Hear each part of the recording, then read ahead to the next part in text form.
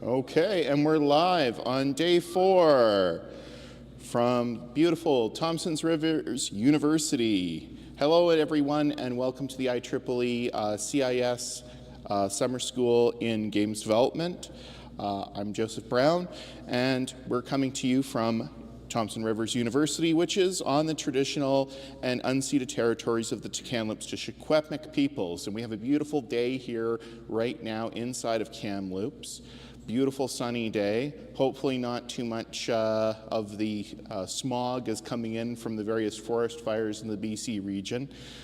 We had a rather interesting alert yesterday. Everybody's phones went off during the middle of Marco's thing, and I was thinking for a second, oh geez, it's the fires. And it turned out that it was an amber alert, which also came in at 2 a.m. because BC.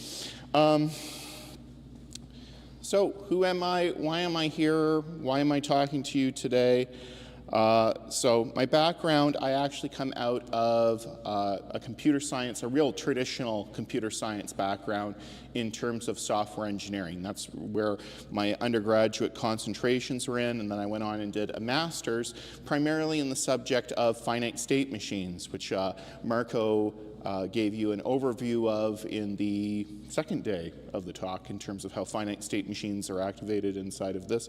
I did an extension on that from a master's, and then later went on to a PhD from the University of Guelph. And again, a lot of my work was in bioinformatics because Guelph is well known as the home of the Ontario Agricultural College. Previously, I worked for Magna International at a place doing bumper defect detection. So I was doing mostly business intelligence and big data before there was big data on car bumpers. I was a visiting researcher at ITU Copenhagen in Denmark. That's actually where I met Marco. And I guess the rest is history because we're here this week talking about game development. And I was the head of lab and later an associate professor at Innopolis University in Russia, which you may understand why I ended up leaving, mostly because of the illegal war presently put on by the criminal regime that's there. Currently, I'm an assistant teaching professor of computing science. I have to be very careful at how I pronounce that because I'm so used to saying computer science, but it's at Thompson Rivers University, it's computing science. At Thompson Rivers, I'm an adjunct professor of computer science at Brock University in Ontario. I'm an IEEE senior member, hence why we, put forth that to the IEEE to get funding.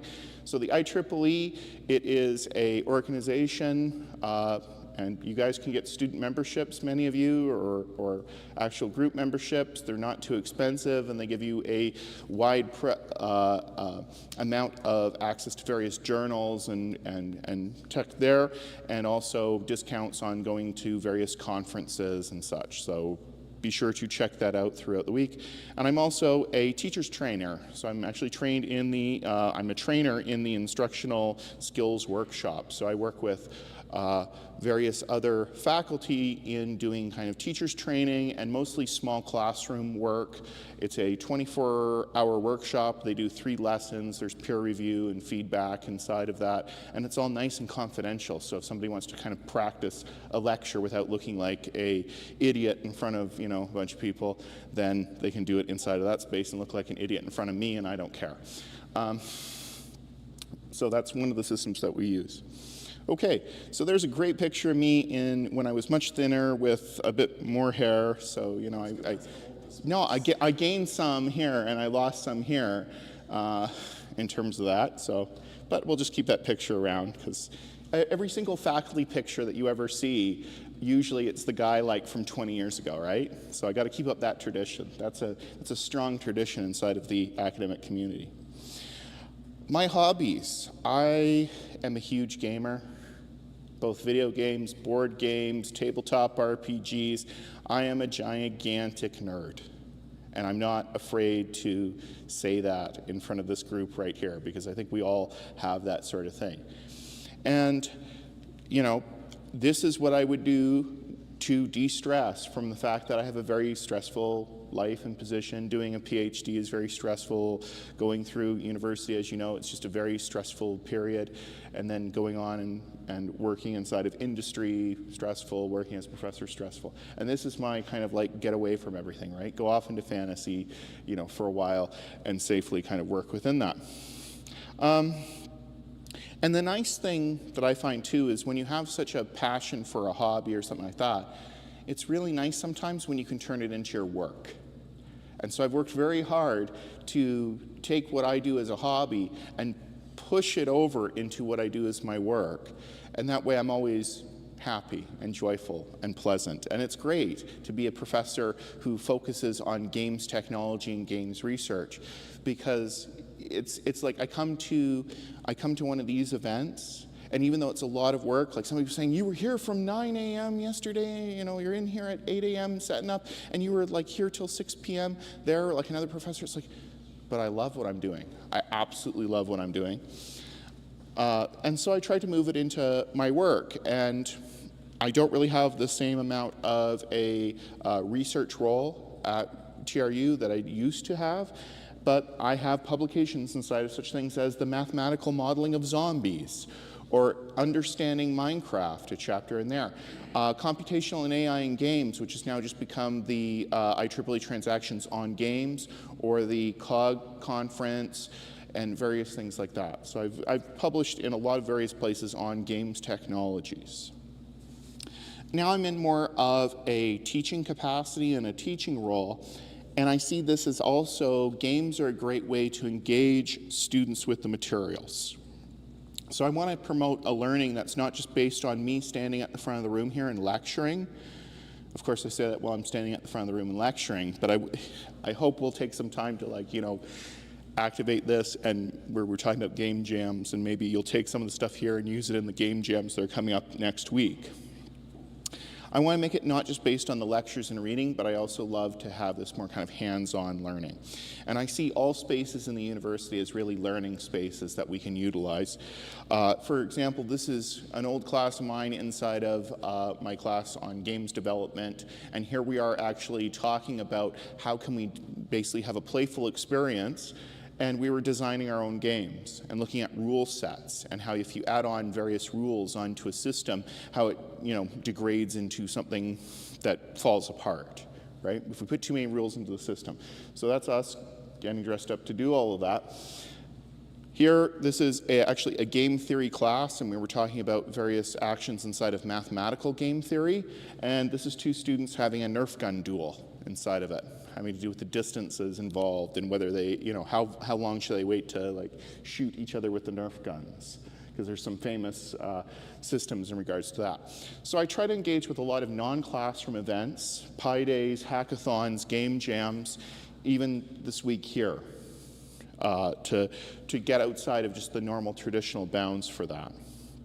Okay, but let's go to the topic that we were kind of here to actually see in regards to procedural content generation. And I want to begin talking about this idea of what do we mean when we're talking about procedural design. And I think that there's a higher level here than just, oh, I made this thing, it created something random, I put it in my game, I'm done. Which I think is how a lot of people see procedural content, right? It's just random, infinite amounts of content that I can put into my system, or something that I don't have to program, something that I don't have to think about. And I'm going to warn you right now that this talk is sadly going to make you see why you need to think about using these techniques. Why, if you're able to create an infinite amount of content, that's not necessarily what you want. Because there's a big question mark beside good. When I said you can create infinite content, I didn't say good content. And I think that this is the issue, is you can make a lot of stuff, but we can all make a lot of random stuff. How do we ensure that it's good? And that comes more from the design methodology. And anytime that I kind of start with a new group, and especially a group that's coming into this, and we're assuming at the start of this week-long development that many of you are novice game developers, you're coming here to learn and understand this. Those online, maybe this is your first time really using Unity and using these systems. And I want to go through a little bit of a historical perspective to begin with on the development of games.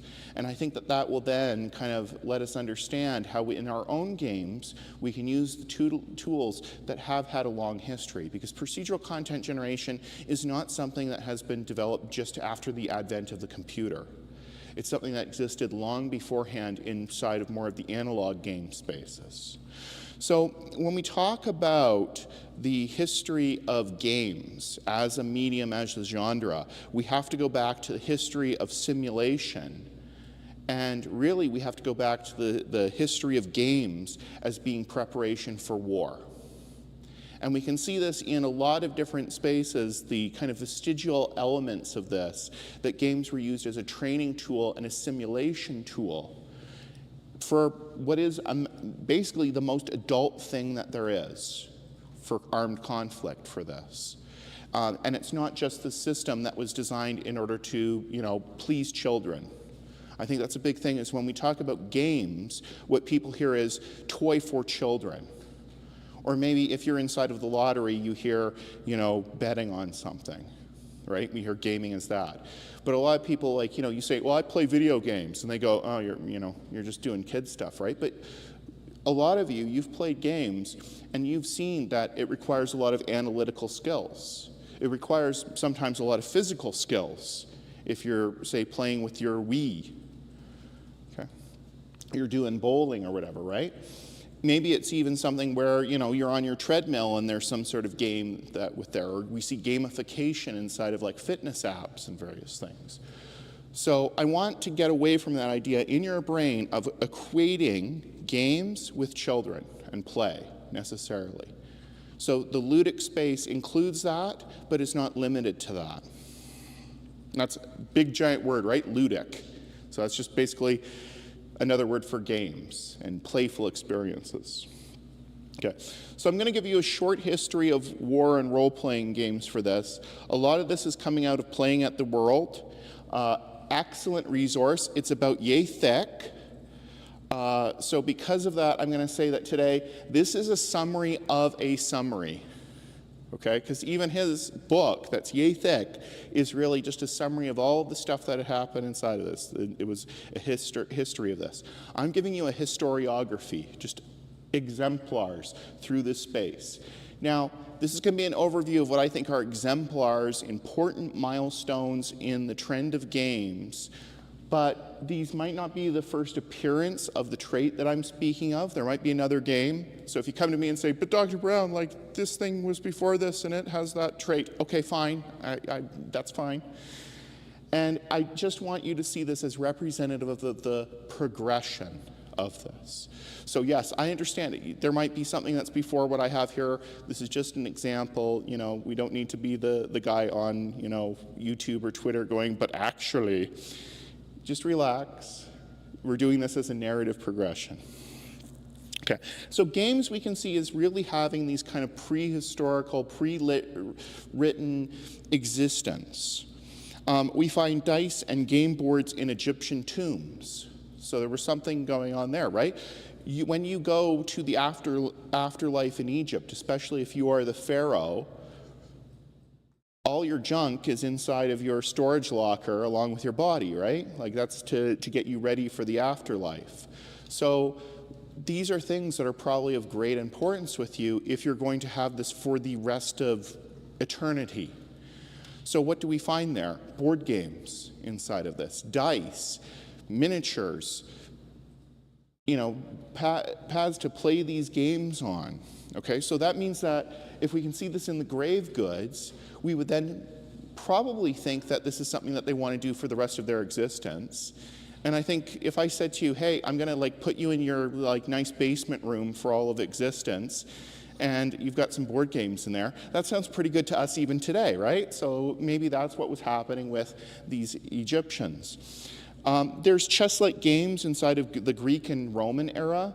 And there's also, they find lots of dice and various shaped bones for like rolling, probably having to do with gambling inside of this. So it stretches back to this. And there are, again, contemporary accounts of various soldiers keeping their dice inside of their mouths as they go on marches.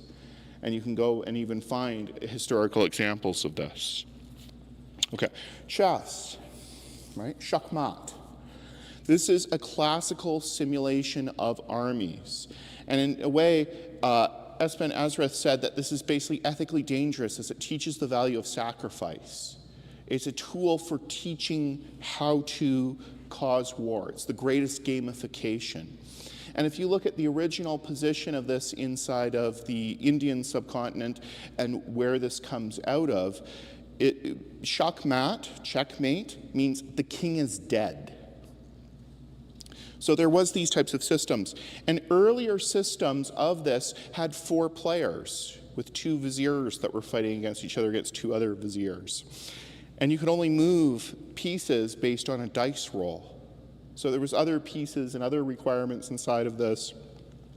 There was a huge system of flux of this, of the rules of chess to come to the point that we know it. Some of you may be familiar with the idea of en passant, in passing, where you're able to capture, if you move 2 squares up, you're able to still make a capture. That's a newer rule in chess. By newer, like think a couple of 100 years, but newer. And in chess, that's relatively new. But originally what they did was they added in the idea that a pawn on the first move could move 2 squares in order to speed up the game. And then about 100 to 200 years later, somebody said, hey, well, this doesn't make sense because now I don't get to have the chance to capture. And it came up in a game. And so then they invented this new rule to fix that old rule. The queen and the movement of the queen has been changed. The queen used to only be able to move a limited number of squares or 1 square like a king did, and then later on they added in this kind of crazy queen chess, and that then becomes the one that we play today. So rule systems have varied throughout this, but again, go back to what is it meant to be? It's meant to be 2 warring groups in the Indian subcontinent. And if you trace kind of the linguistics of this, well, we have things like kings and queens and, rooks and bishops and etc. If you go into other countries and you read what they call it, well, you have elephants and boats and viziers and various other pieces that meet with those kind of cultural definitions of that inside of language. So this game kind of, went out and took over. It was the original, bleeding cool app for your tabletop. Okay.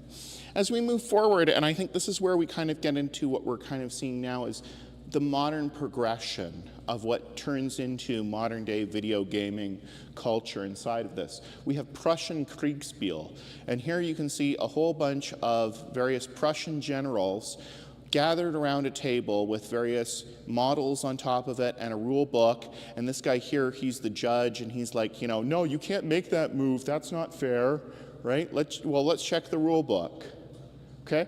I think if you go to any gaming store in the world on a weekend, you're going to see this exact same scene around a Warhammer 40K table or something along those lines, right? This guy here, he's the rules lawyer, right? And this is an old print out of Prussian Kriegsspiel. What do we mean by Kriegsspiel? So Krieg, war, Spiel, game. So it's literally war game. Okay? And they went on to create various tables with pieces on side of this. It had a codified rule system. It had a removable terrain board. Oop, my slides have gone funny here. 1 second, please. I'll move that. That is one of the gaming tables inside of this, right? You can go to IKEA and get one of these, like that sort of thing. We have your tiles here. You can see the rivers running through it. You can see the landscape. Oh, there we go. Looks like Carcassonne. End by end grid of different squares to represent different types of terrain. One company even made a special purpose table where you could roll terrain. So they would have different sides on these cubes, and you would roll them up and then assemble these cubes into your table. This is one of the big famous tables that was created for this, and that the whole table opens up, and inside of it are all of the various pieces and parts to this table game, board game. I don't know even what term you can use, but the entire table is your board game. It just opens up and everything comes out. So as much as we would have a pool table today, they would have a Kriegspiel table. Okay. Moving on from that, and you can see now we have this codified rule system, and the other bit of this is we begin to have judges, someone to act as a rules lawyer in terms of it. And if we see that today, modern day Dungeons and Dragons, we have a DM, a GM, a games master, a storyteller, someone who's acting as the arbiter of what is existent or not existent within the world. Strategos. Now we get into like a lot of fancy math and tabular effects and etc. Again, grab any RPG game of the modern era and you will see probably a page that looks something like this. Maybe with a little bit more tables and less calculations in terms of it. But again, this had an all-powerful referee, lots of tables to see the effects, and there was a rule inside of it called anything may be attempted. So if you in this game said, I'm going to move my army over here and do this thing, the referee would have to figure out, well, how do I enforce that in the rule system of the game? What is that? That's D&D, that's the system. Okay, so we're moving on. And this, we're still looking back at the early Kriegspiels in the 17 to 1800s. They're playing D&D for war. Okay, do you guys know H.G. Wells? You might have heard of that name. Yeah, right? Time Machine. What else? War of the Worlds, Time Machine. Okay. Yeah, okay, so he was a parliamentarian at the time. Okay, he wrote a book in 1913. Rather significant date, yes? We're looking at First World War. He creates this thing because there's lots of these tin soldiers and Napoleonic era stuff, and you're in the middle of the war. What do the children want to do? We're going to play war. Okay. He writes this book, he says, Little Wars, which that's the official title. But this is the tagline, and I love this, because I think it's like it's both incredibly progressive and the most sexist thing ever. A game for boys from 12 years of age to 150, and for that more intelligent sort of girl who likes boys' games and books. So he accepts that, yeah, girls can play this too, but he puts a few qualifiers on it.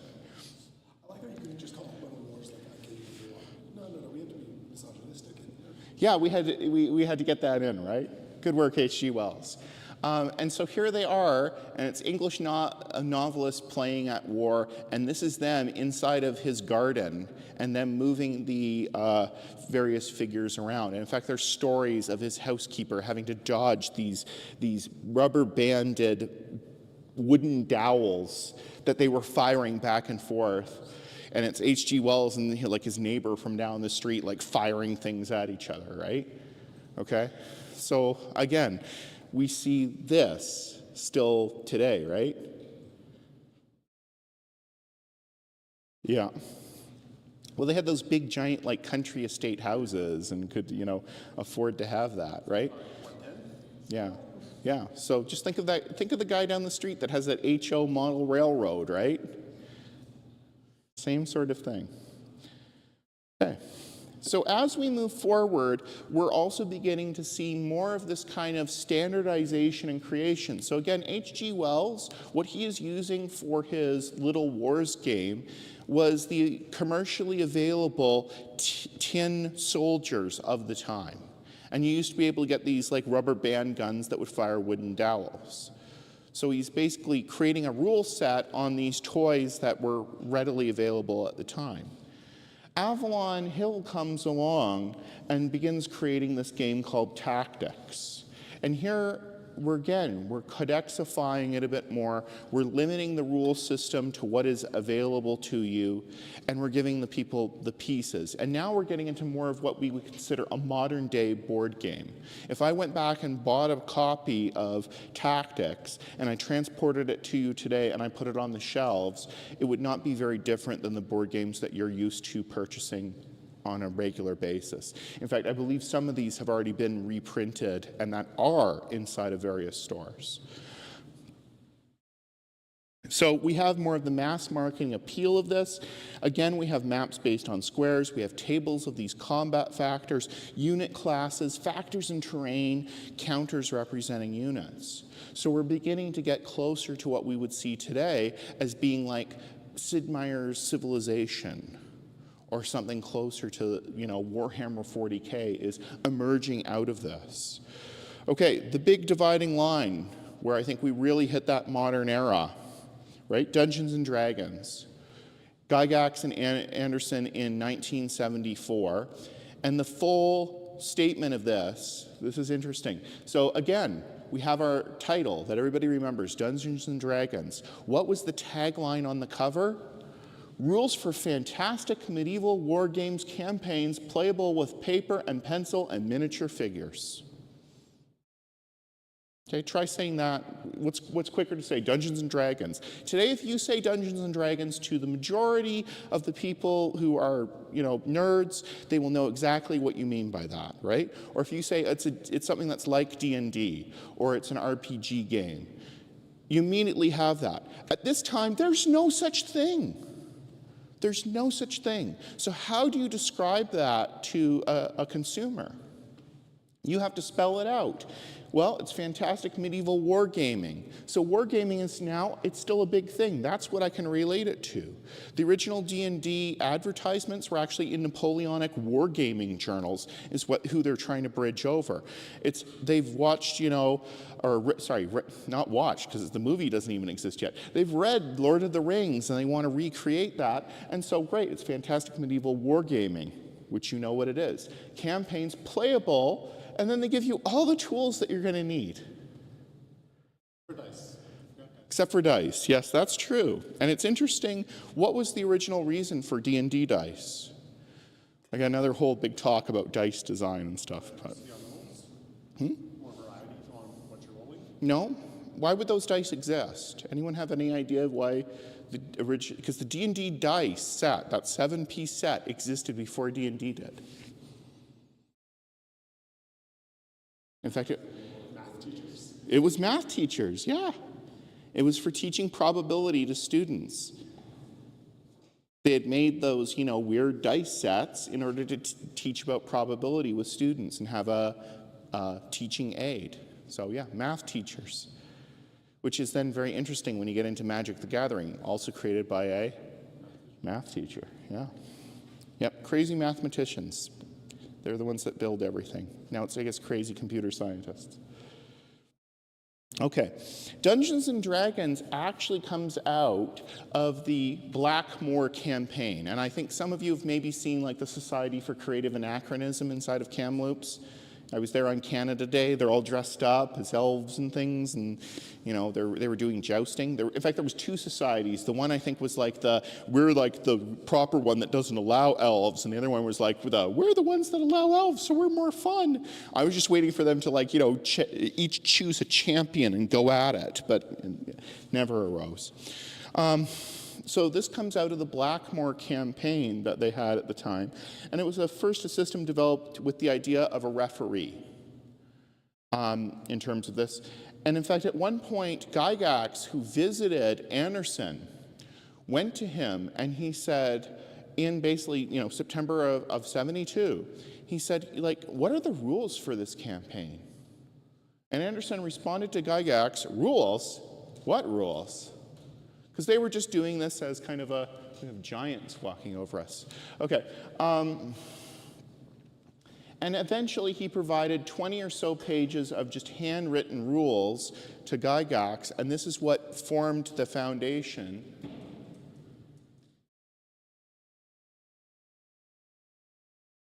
Okay, cool. I'm just going to go with this is going to be bouncing for the rest of the day. Cool. 20 or so pages of handwritten rules to Gygax.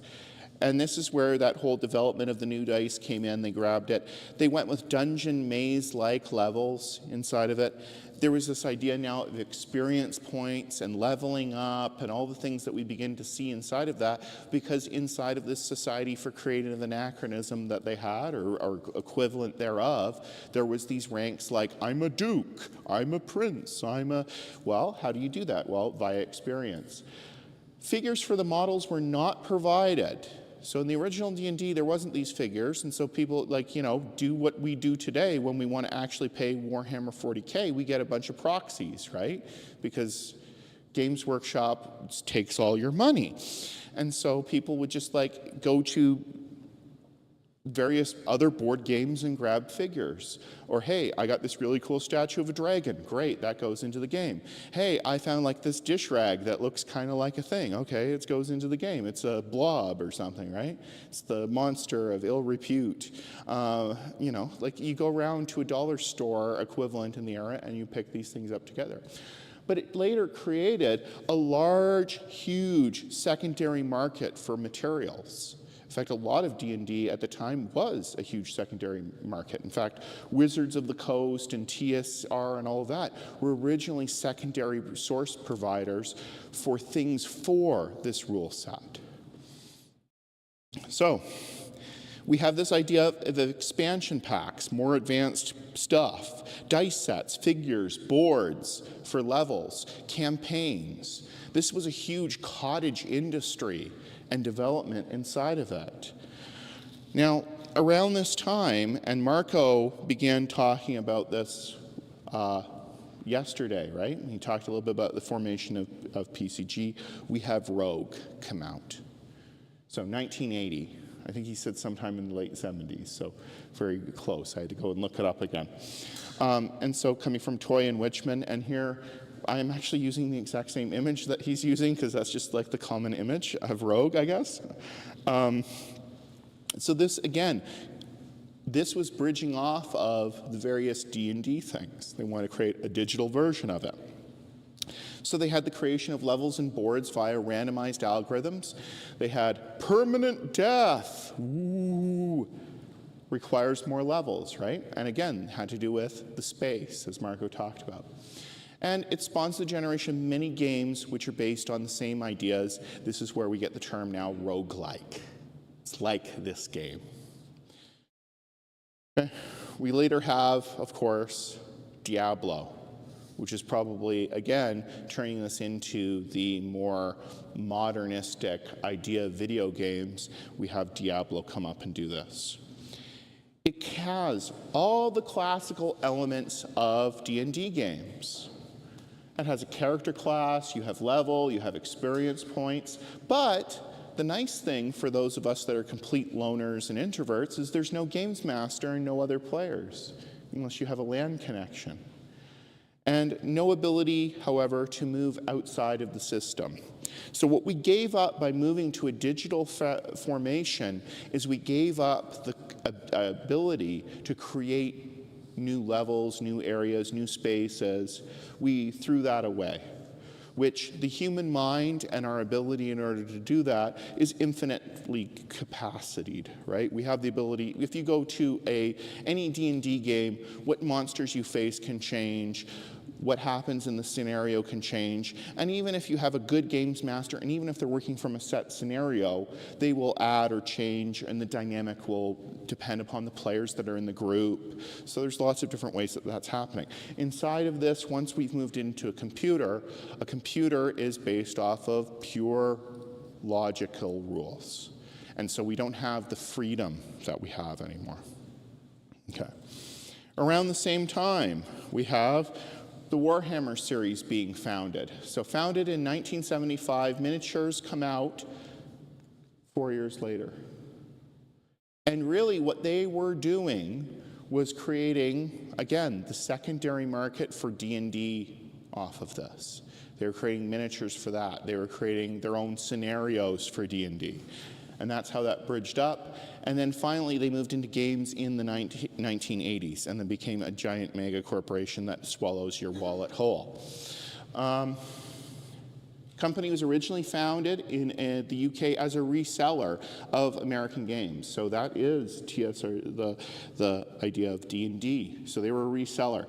They had very successful marketing for the figure-based games that they were creating, and they also do various cross-media campaigns, such as books. And they really, this is one thing I will give Games Workshop, they really understand how to use the fluff. All the stuff that's outside of the game. Question, how many Space Marine Primarchs are there? Oh, you got the trick question here, yeah. Right? Because there's two secrets that people can use to build their own factions. No, but they're part of the canonical 20, but if you said 21, I would say you have Alpha, and Omegon, right? Because it's the twins of the Alpha Legion, okay? How do we know that? Deep lore. Deep lore, yeah, fluff. Because when you buy the codex or you buy the thing, half of it is fluff. Right? And as a kid, man, we would go to the gaming store, and they used to have tournaments all the time. And I was unpacking my stuff, and I have all these first place ribbons for being the best on the lore quiz. Because I was poor, but I had the codexes, and I would just sit and read through them, again and again and again until they fell apart. I'm a weird nerd. So with all of that, right, they do the fluff really well. We understand what a Space Marine is. We understand what an orc in the 40K universe is. We understand, the history of the Emperor being, fighting Horus and sitting on the Golden Throne, because it's in that fluff that's all around us. And if you ever want to introduce someone to Warhammer 40K and you start telling them all of this, you're almost like an evangelical talking about biblical information of and then Jesus did this, and then the Emperor did this, and yes, it is kind of got that Christian allegory to it, and etc. But again, you sound nuts talking to someone about all of this if you're not indoctrinated in the... Sacrifice 10,000 psychers to God. Yeah, they sacrificed 10,000 psychers in order to keep him alive and keep the Astronomicon going, blah, blah, blah, blah, blah. But yeah, it sounds absolutely mental. But that's half of it. Just the same in D&D, right? Or in Vampire the Masquerade, about, the various clans inside of that and what their histories are. And, in D&D, no, they're actually a drow and that's a bit, yeah, we're nerds. We like that sort of stuff. But Games Workshop does it really, really well. Now, they branched out unsuccessfully to start, I really have to update these slides, to start into computer games and tabletop RPGs, and better in some recent releases. Now, I think... Yeah, I like the Blood Bowl game. But again, some of them are just here's the tabletop game, let's make a game equivalent of this. And then there's the other ones where it is. But if you play some of the old... Half of it is because GW releases their license out to pretty much anybody who wants it. Yeah. The Warhammer game, literally just sent them an email, they're probably sure. Yeah, please. Which in a way is kind of nice, because conversely, they're super litigious on Emperor, text-to-speech and all of that. So I don't understand. I think it's been the last few years when they had that Warhammer Plus system that they've really said, no, you can't make fan things. And it's but that's how you became the huge company you became. Okay, so through all of this, we see historical directions. We're seeing a codification of rules. So as we move down, it's becoming less of this kind of D&D-esque, you can do anything you want, if there's not a rule, make one up system, to, no, there's a rule for that, which conversely also makes the rule book this now rather than this. There's this whole thing of anything that can be attempted is restricted over time. And this is where we get the kind of idea of the rules, lawyers, house rules. Technology is also a restriction on this. When you put things into a digital format, it necessarily restricts to what can the computer know and figure out, right?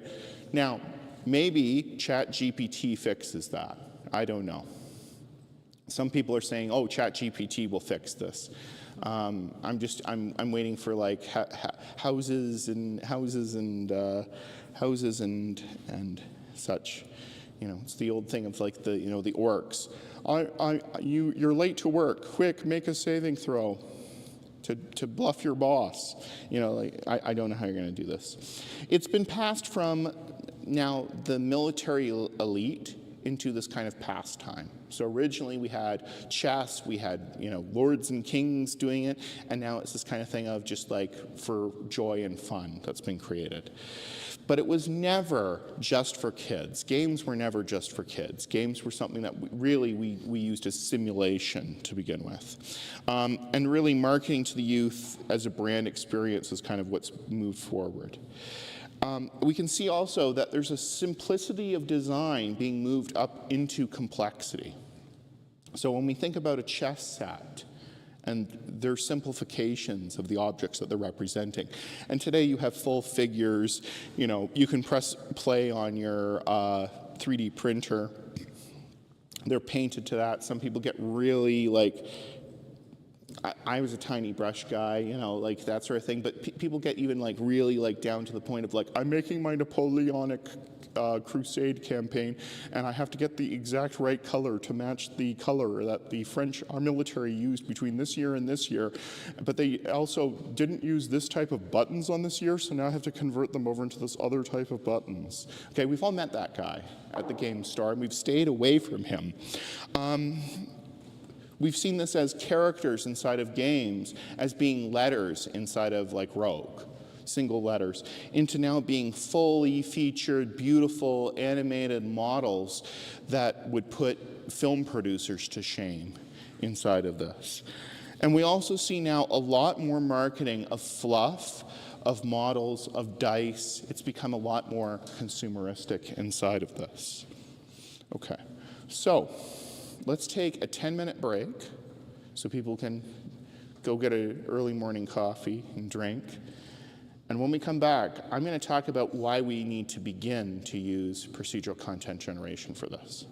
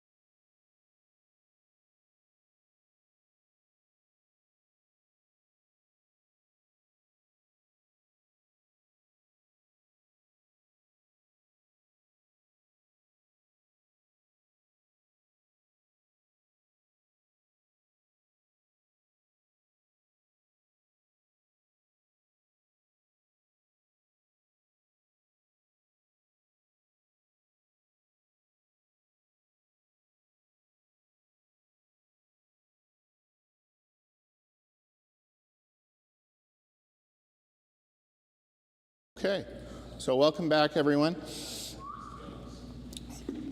Okay, so I've given you kind of some of the back history of this, the early history of games. So now I want to go into like procedural content generation. Why are we interested in this? And I'm going to kind of actually bridge off of what Marco did a small amount of work on yesterday. I was talking to him afterwards. I'm like, great, you stole my thunder. But, you know, we're both of the same mind of this because we've got a big problem with this. So to start out, what is procedural content generation? How do we define it? What I've done here is I've just taken some quotes from various researchers in the area. One is Julian Tegelius, and he says that procedural content generation in games refers to the creation of game content automatically using algorithms. Okay, that sounds like a pretty good thing to do. That sounds like something where we could, you know, save a lot of time, save a lot of energy, save a lot of effort. Wikipedia. In computer graphics, procedural generation is generating content algorithmically rather than manually. That sounds good. In video games, this means graphic content for a game can be created by a host computer rather than pre-rendered artwork being included in the game package. Okay, and this is kind of even what we see inside of like Rogue, where the idea of that was, I don't want to include all of these levels and take up all of this space, so let's compress it by creating something that creates something. PCG Wiki. Okay, so maybe you don't believe Wikipedia. Let's go to the just wiki on PCG, right? Procedural content generation is the programmatic generation of game content using a random or pseudo-random process that results in an unpredictable range of possible gameplay spaces. Ooh. Ian Parberry. Ian Parberry, to me, I think, is a little bit more down to earth. He's a big researcher inside of this area, but he kind of sees it more from the average developer. He says procedural content generation is the automatic creation of video game content, where content means anything traditionally created by an artist or a designer, such as maps, textures, levels, and objects. Content creation usually requires equal parts of creativity, yay, and scut work. Okay, and for those of you who are not of an English background, scut work is like drudgery. It's like, you know, sweeping the floors. It's, you know, doing all those horrible things, right? Like, you know, putting various points on a creature, or, you know, hey, I'm going to have a thing that walks like this. So I'm going to like grab a guy and put a thing on it and put balls on it and then like put a skeleton into my thing. Like, that's a lot of work and annoying, and I don't want to do that, right? Scut work is basically what professors try to pawn off on students inside of research tasks, right? So if you're in a co-op job, right? Guess what you're doing? Scut work, right? Okay? He says the aim of procedural content generation is to relieve the designer of the scut work in ways that create more opportunities for creativity. So there's more of a direction there, and an aesthetical idea of what we should be doing, and not just being the guys that do that sort of creation inside of it. Okay. So when we take these four definitions together, what commonalities and what differences do we kind of see inside of them? Well, they all seem to have this idea of a notion of creation not by a designer, but by an algorithm, some sort of algorithmic way of creating this. We have a notion of what processing element is creating the content. So this could be either online during the game being played or offline. We have this idea of creativity, which we all want to do and engage in as developers, and we love that, and that's what we live for. And scut work, the horrible drudgery of coding 500 Flappy Bird levels by hand, or creating D&D maps for our campaigns, right? Can't someone else do it? That's the piece that we're trying to get rid of. There's this idea of random content. And I want to be very careful when we say the word random in this, because there's a difference between random and good. Okay? There's a very big difference between them, and even random, there's questions there. And we also have this idea of game spaces, that we're working inside of an environment, and we have to put that into place. Okay. Now, I have gone through tons of papers on PCG. And I have ripped out the various claims that the authors made inside of all of those various academic papers and inside of some papers. And I'm trying to put this all together here and summarize what various academics and even some in the industry think is the value of PCG. Okay? Even Marco yesterday, he said that there was 3 or 4 things that he really liked that PCG gave him when he developed that system. Okay? One of the claims, PCG, it's necessary to make good games these days because if you look at roguelikes, you look at civilization levels, you look at Minecraft, you look at all of these systems, wow, all these great games, they use PCG, so it's a necessary thing to make great games these days is PCG. PCG is able to speed up the development process, and it's less costly than hiring a bunch of designers. Why are you going to hire a bunch of designers? We can make hundreds of thousands of levels for Flappy Bird in seconds, so why am I going to hire someone to do that? It'll create characters, it'll create narrative. We just take and port ChatGPT into Morrowind, and now they talk to each other all day, every day. We don't have to write dialogue for them, just get ChatGPT to do it. PCG allows for unique gameplay experience, right? It's providing all of these levels in ways that humans would never put together. It creates new content which a human would not make, right? We have these huge giant search spaces. It could search through all possible levels and give you any of them, and they can be exploited. It can be used to extend replay value.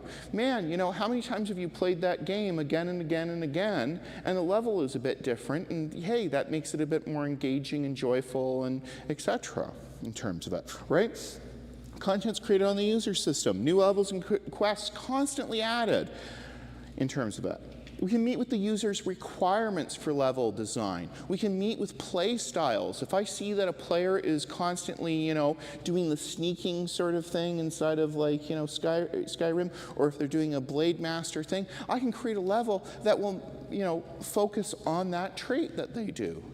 Or maybe I make it something where I focus against that trait and it makes it harder for them, and then maybe it's a challenge. Maybe they want a greater challenge. So I can present things that meet with those needs.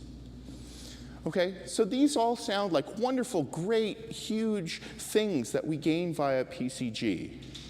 And if this was the end of it, great, we're done. Great, use PCG. Stay tuned to the rest of the talk, and I'm going to show you how all of these things are so simple, and you press a button and it just makes things for you. If only it was that simple, though. Okay? Because now that I've set up this straw man, I'm going to proceed to take the next 1, 2, 3, 4, 5, 6 slides to take an axe to straw man and show you why, sadly, a lot of these claims do not hold up to what they are and how this is a bit of a problem. Okay, so first issue, PCG really isn't necessary, okay, to make a good game. There's lots of games that were created before it. A lot of AAA developers do not utilize PCG in the games that they create. They don't rely on it for core assets, and maybe the core assets are developed by developers. There's a lot of good designers who make these games. Okay, there's a lot of good designers who make these games. And here's the thing, EA will gladly hire a bunch of you to sit around on a co-op and do that scut work. Because that might be cheaper than hiring me as a consultant to come in and teach them how to build PCG systems that will do that scut work automatically for them. Okay? And that's EA. So if you're a small-time developer, can you afford my consulting rate to come in and do that? No, you come out to this and learn it from me here, and then you can like bother me in future because you were a student. You go, Dr. Brown, can I just ask you a question? I'm like, sure, because like let's get a student job. Wonderful, great.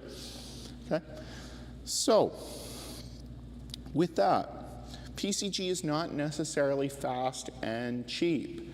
It takes time to make a good generator. What's more expensive? Making a good generator that builds hundreds of thousands of levels, or me sitting and doing the work to build a level? I can probably build a level in the course of a day.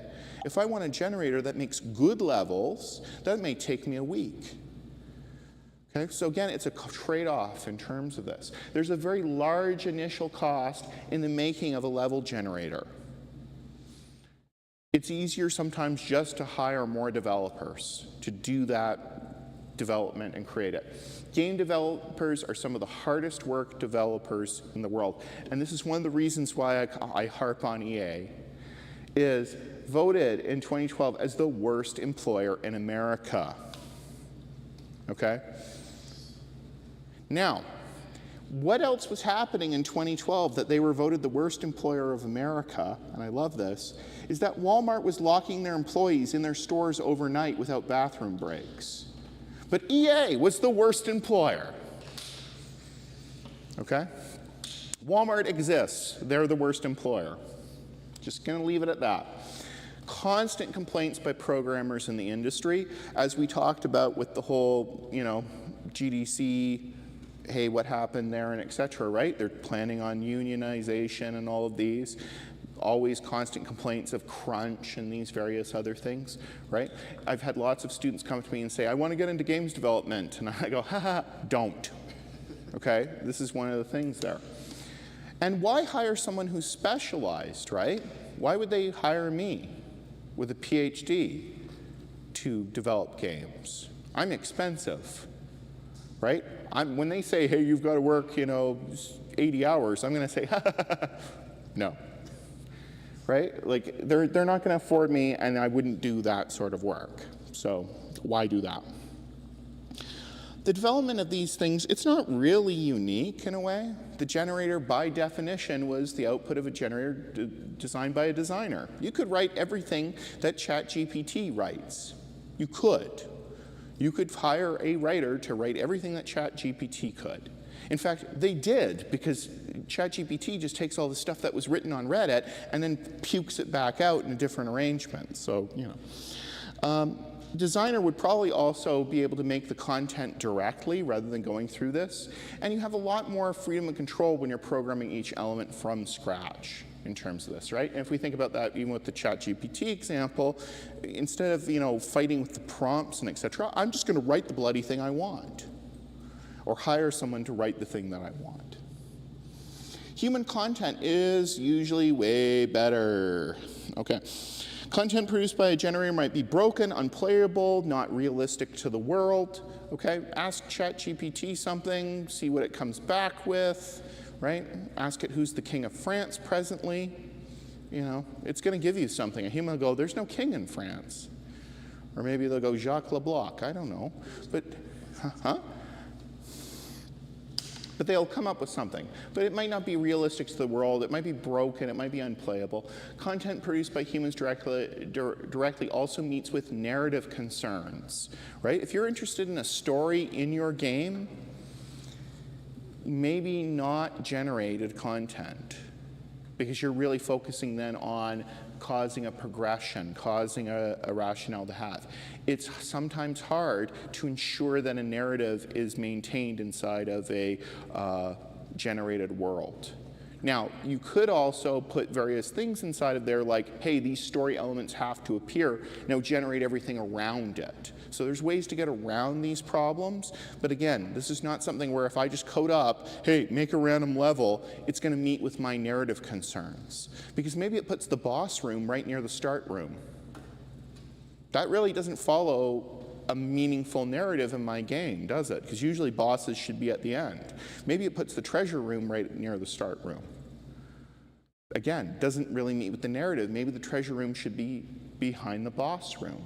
And so what I would have to do is somehow programmatically say the treasure room has to be behind the boss room and the boss room has to be at the end of the level.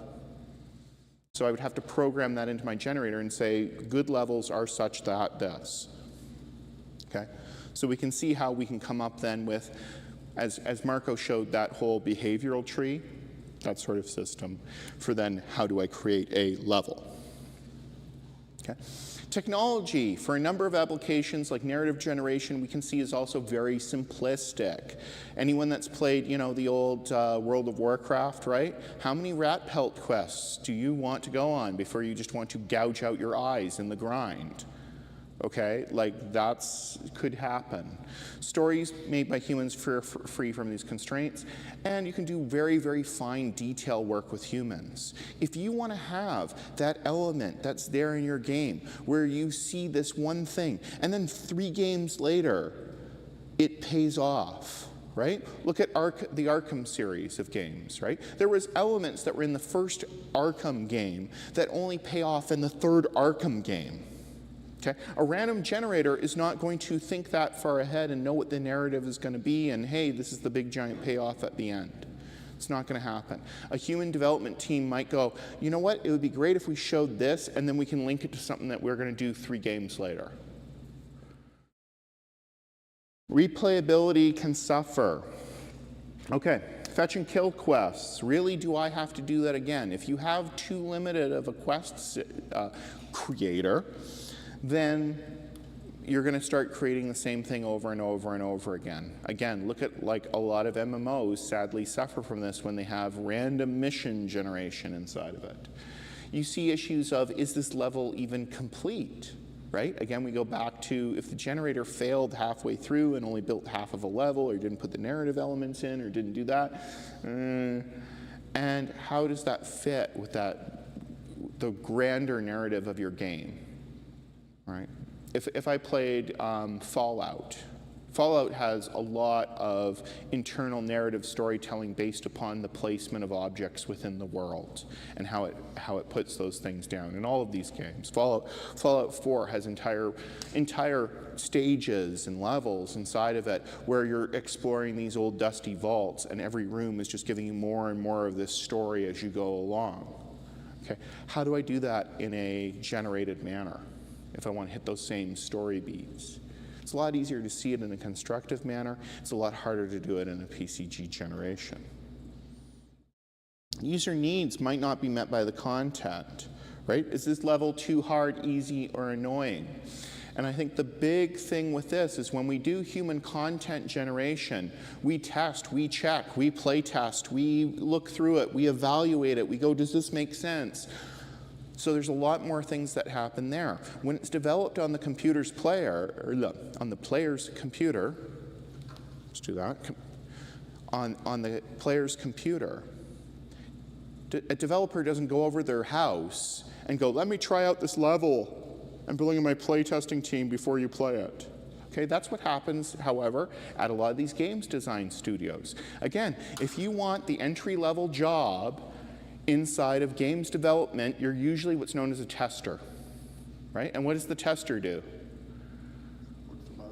Looks for bugs. What does he do? Play games all day. What does she do? Plays games all day. And what are they doing? Trying to break the engine in every way, shape, form possible. Again, human content, right? It was tested. We don't have the time to test this. So, I have now put up the straw man, beat the straw man to death. Why are you still here and why should you be interested in using this and why is this something that I find is a wonderful thing to have an entire course on? Why is Marco so interested in it? That was really my driving question when I was at ITU. That was what I was doing with papers, talking to academics. I sat for 4 months while I was there with Marco, and I said, why has PCG not lived up to a single promise which is given to the field to make those games better? Okay, that was my thinking back when I did this, and this is why Marco and I have had this discussion multiple times, because he was there when I was going through this. Why is this the case? Well, this is not the best design solution. It's not the best thing. But it works well in a limited manner in a number of games. Roguelikes. You could not have roguelikes without procedural content generation. It is innate to the methodology of those games to have that system. Space epics, right? If you want to create a huge, giant world. And in fact, the sad bit is, No Man's Sky is a huge example of using PCG for the right reason, but completely failing as a design. No, it's okay, they fixed it now. No, yeah, that's what everybody keeps telling me, but at the first launch and when they're on the Stephen Colbert show and all that sort of stuff, That was, to me, that is the greatest failing of thinking that PCG solves your ills. That's exactly what this talk is meant to avoid. Speed tree, right? Marco talked about it yesterday. It just makes trees, makes very nice trees. If you want trees in your game, you buy that middleware of Speed Tree. So a lot of middleware systems. Speed Tree, if you've played, again, the Arkham games, you know, Poison Ivy, all of the branches and stuff, that's all Speed Tree. Pretty much, if you name a big budget game, probably has Speed Tree in it. If you open it up and it's got trees, you'll actually see the little tree in the bottom when it does like the splash page of this is all the technology we use. Speed Tree reliably comes up inside of it. Okay. Academics in many ways are also behind industry in a lot of these systems. I think we talked a huge amount about approaching problems and how we do that. And what I really want to impress on you today, it is not enough to create a generating method. You can create a generating method in a few hours. How do you ensure that the content and demonstrate the effectiveness of the content that it's creating inside of your game? That is the thing that's going to take you weeks. That is the thing that's going to take you the design task. That's the thing that you have to look and utilize, and develop, okay? And I think that it really comes down to what tool are you using? I'm a huge fan of the Book of Five Rings. This is written by a Japanese sword master who, you know, at one point he like had a duel with a guy with just a paddle he had off of a boat. Like he's showing up to a samurai duel with a paddle and just kills the guy. Because he's that well trained in his discipline of this sort of thing. And he writes and pens this whole big manual, which is called the Book of Five Rings. And one of them, I think it's in the water ring, he says, you must not have a favored weapon. You have to be equally able to activate and use any of these tools, okay? So PCG is not the hammer that puts in anything that might be nail-like at all, right? You are not the man with the hammer with PCG, just going at it, right? This is one of your tools. If this is a hammer and you need a screwdriver for that task, you don't pull out the hammer and hit the screw with the hammer. You use the screwdriver, okay? So the PCG is one of the tools in your toolkit. When used effectively, it's glorious and wonderful and super. When used ineffectively, you're no man's sky at the start of that, without the ability to do this. I think that the place that we really, really see the value, and this is why to me it's so great to have students in this, because you all fall under this category. Even though, you know, you're not maybe launching these titles, maybe you're just developing it as a fun thing to do, maybe you're developing it for your portfolio, you're still an independent games developer. Independent games are usually very small staffed. They need more content per hour of work placed into it. They need games that have a swift time to a minimal viable product. They have simpler game mechanics inside of this. They have smaller content spaces that need to be created. They have less critical code areas.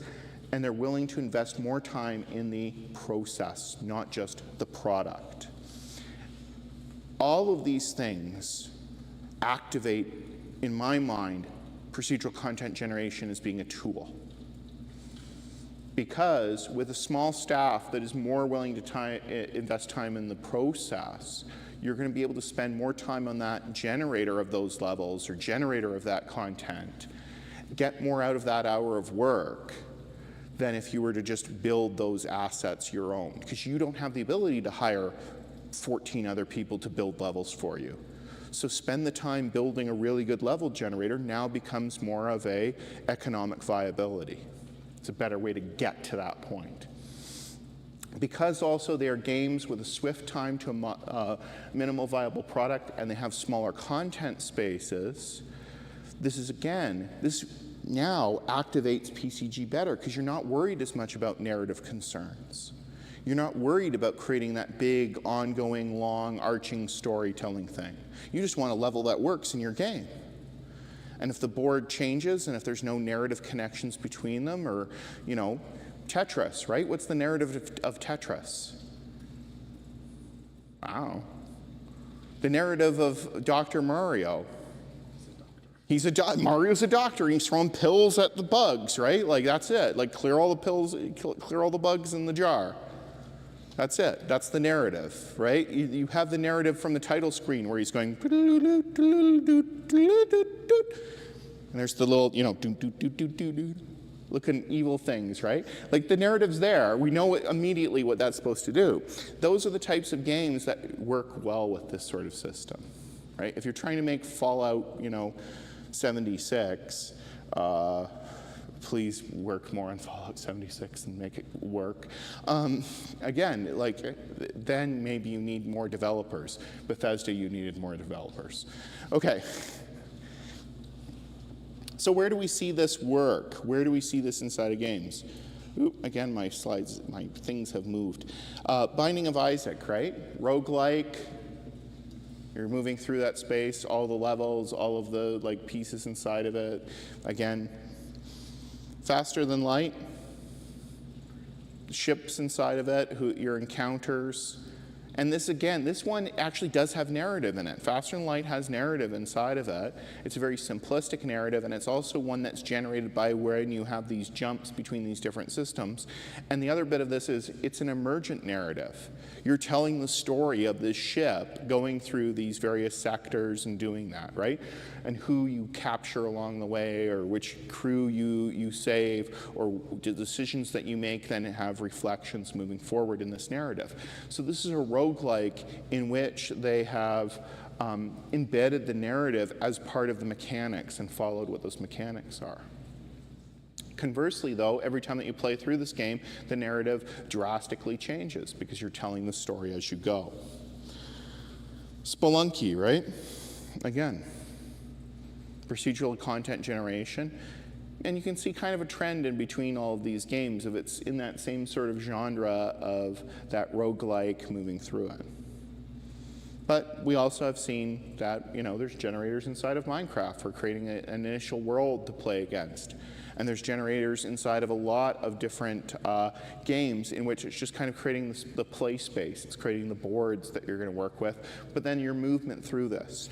There's another one that I've really, really, really been enjoying, especially because I've been able to get my wife to play it, and she is not a fan of first-person shooters known as Deep Rock Galactic, because everybody likes playing a dwarf. And so it's this group of dwarves that go and mine these things and try to like get out the gemstones and all of these things before a bunch of bugs try to eat them. So it's a mixture between aliens meets like, I don't know, what's a dwarf thing? A dwarf thing, I don't know. So what I would say here is you need to focus on strengths. You need to focus on where does this tool work. I'm going to give you one other example of this, and I love telling this story because it's my own journey in kind of learning this, you know, hammer and nail issue.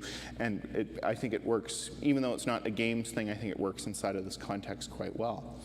So I was working in automotive, and we had these paint bucks. They put the various like parts onto this, and there's different types of paint that go on there, different colors, and you have to like clean the paint head on the robot every once in a while. Well, every time that you clean the paint head, you have to lose a buck of parts in terms of like, that's the time when the robot goes back to clean the head, so you lose the opportunity to paint things. So you want to have things of the same color painted in big long strips. And so you might say, okay, great, today we're going to paint blue. So you set the robot for blue, you paint everything, you don't lose anything, right? Well, there's two other problems. One, not all of our customers want blue today, right? So, and we don't want to have a bunch of extra stuff. So I can't make it that long of blue. It can't be an entire day of blue parts.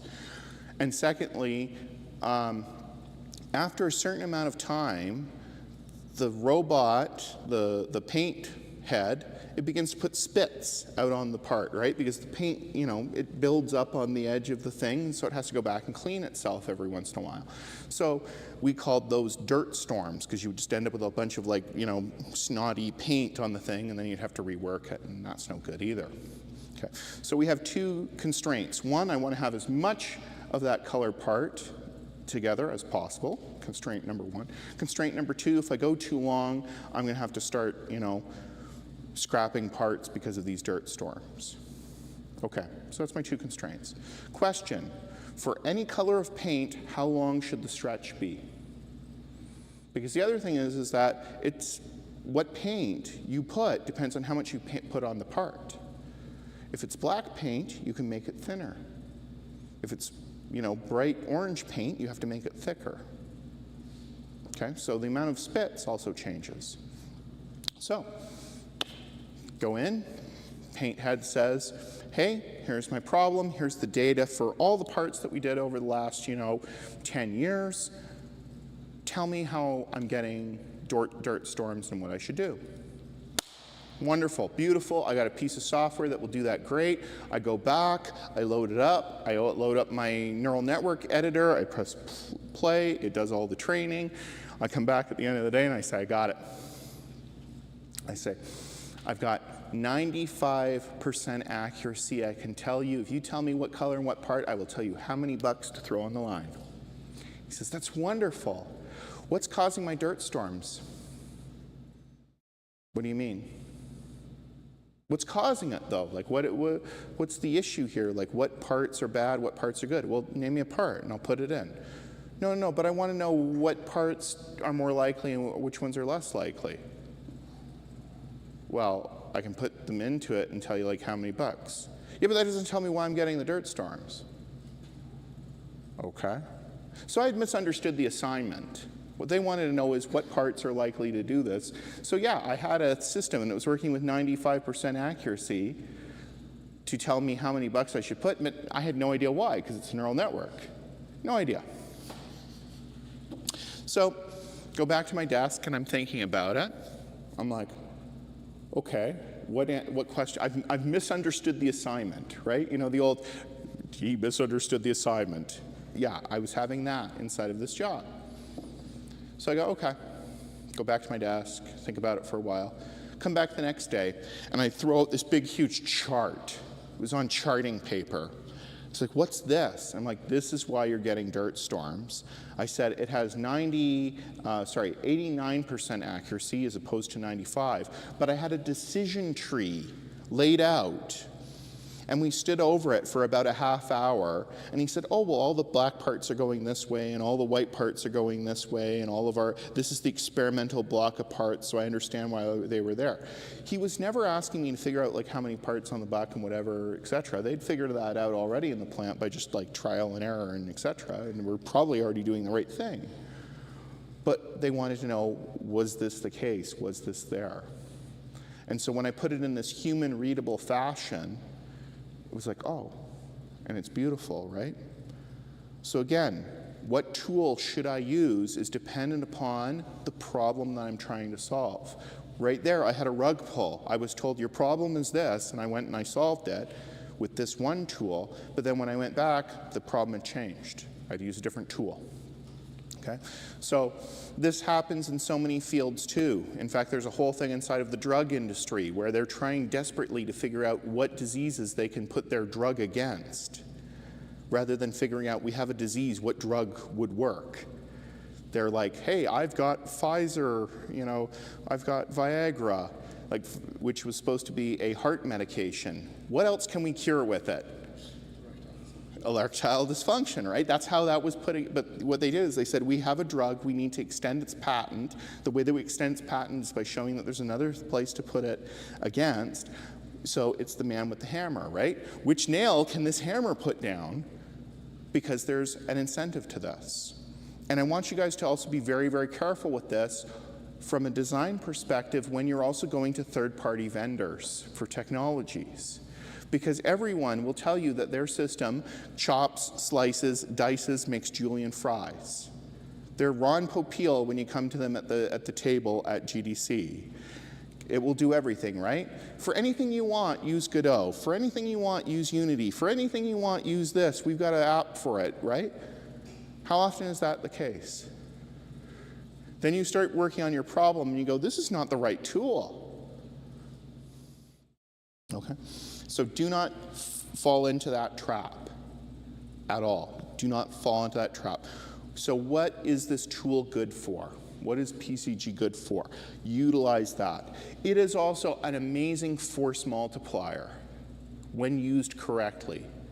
This gives you a huge, giant development team because your CPU is looking for things to build for you. Okay? The time spent making a PCG generator and needs the content is going to be of high quality. That's what you need to do. You need to focus your time on creating a generator that is high quality for your purpose. You can use it as a gameplay mechanic as well. Roguelikes, that is the core of their gameplay, is via the randomization. They make it part of it.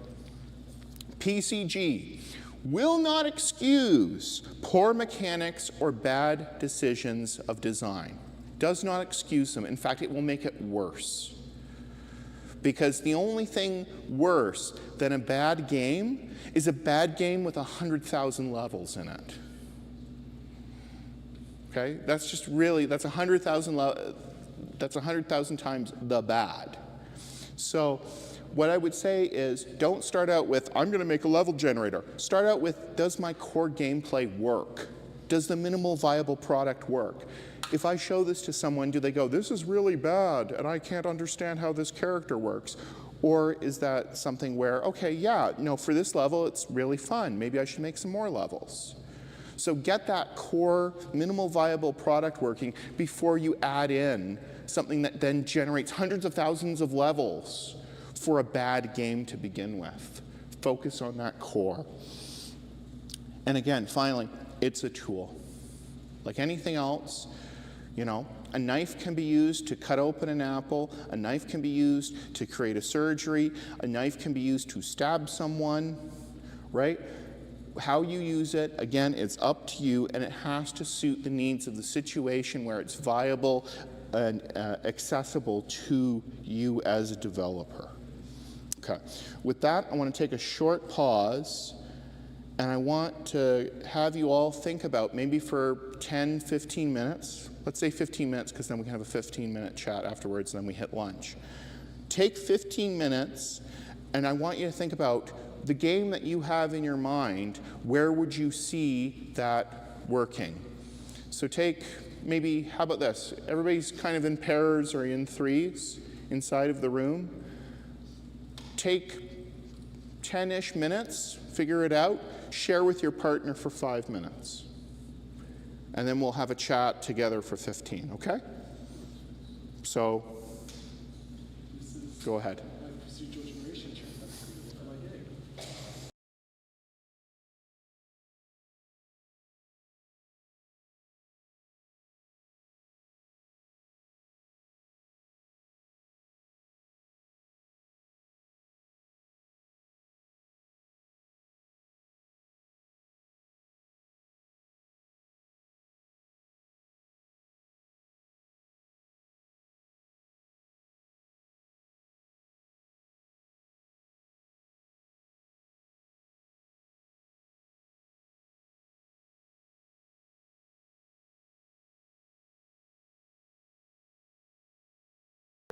So for those 3 people that are on stream presently, if you want to join in with this too, just sit down, take about 10 minutes in order to chat with each other about that, and then we'll, if you can maybe in the chat, just chat with each other about what you came up with in regards to the PCG in your own game, and then we'll have someone inside of the room also speak for those that are on the online stream.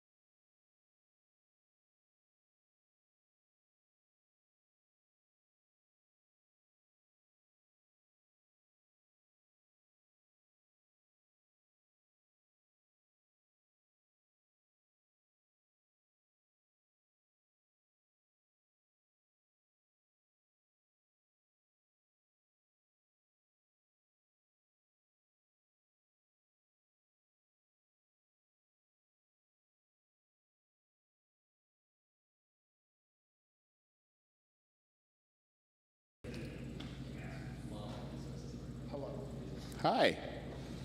Okay. So does anybody want to share what their idea or development was? Yeah, please. So for a game jam, I made a fairly simple game which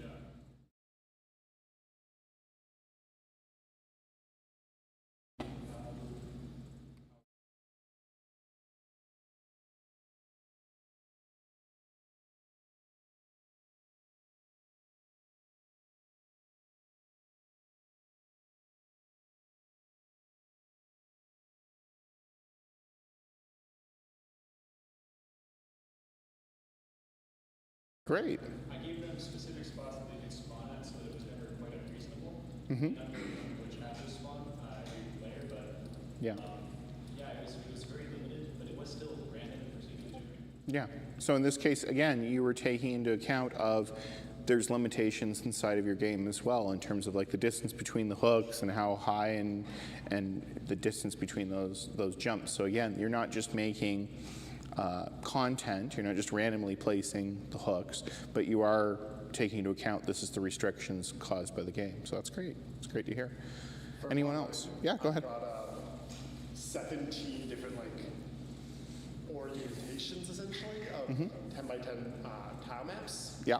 And I have a list of which rules can populate at which locations in orientation against the existing tiles. Right. So again, there's restrictions in terms of your space that are based upon causing it to fall within some form of believability to your world that you're creating. Yeah. Great. Anyone else want to mention what they're thinking of or no? Yeah, go ahead.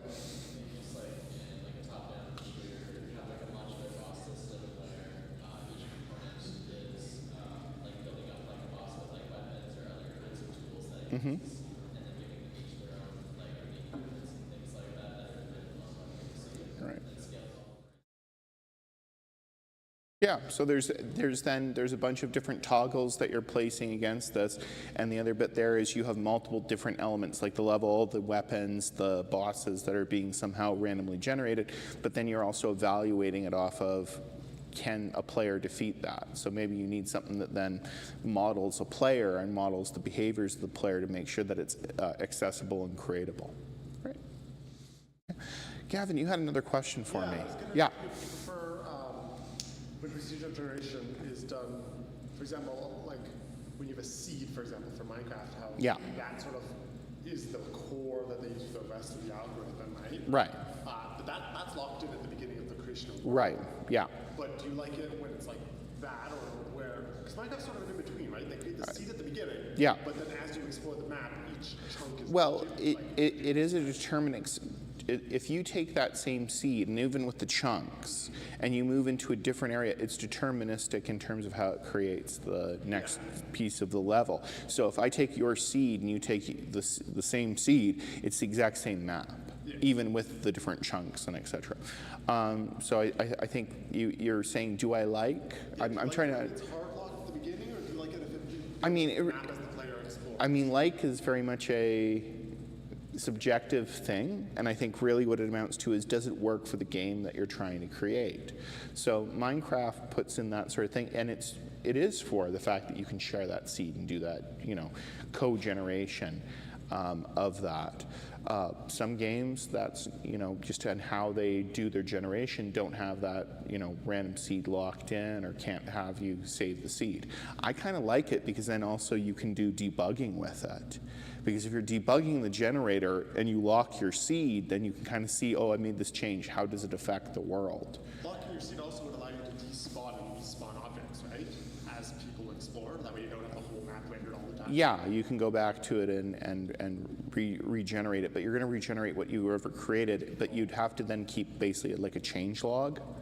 So even there, like if you dug a lot of that space out, whereas, if trying to think, Deep Rock I think also has a lockable seed because they have like the deep dives and you get the same generated level. Everyone plays that one for that one, so there is something that locks. Sky, when you're doing their special limited time event ones, are also locked seed.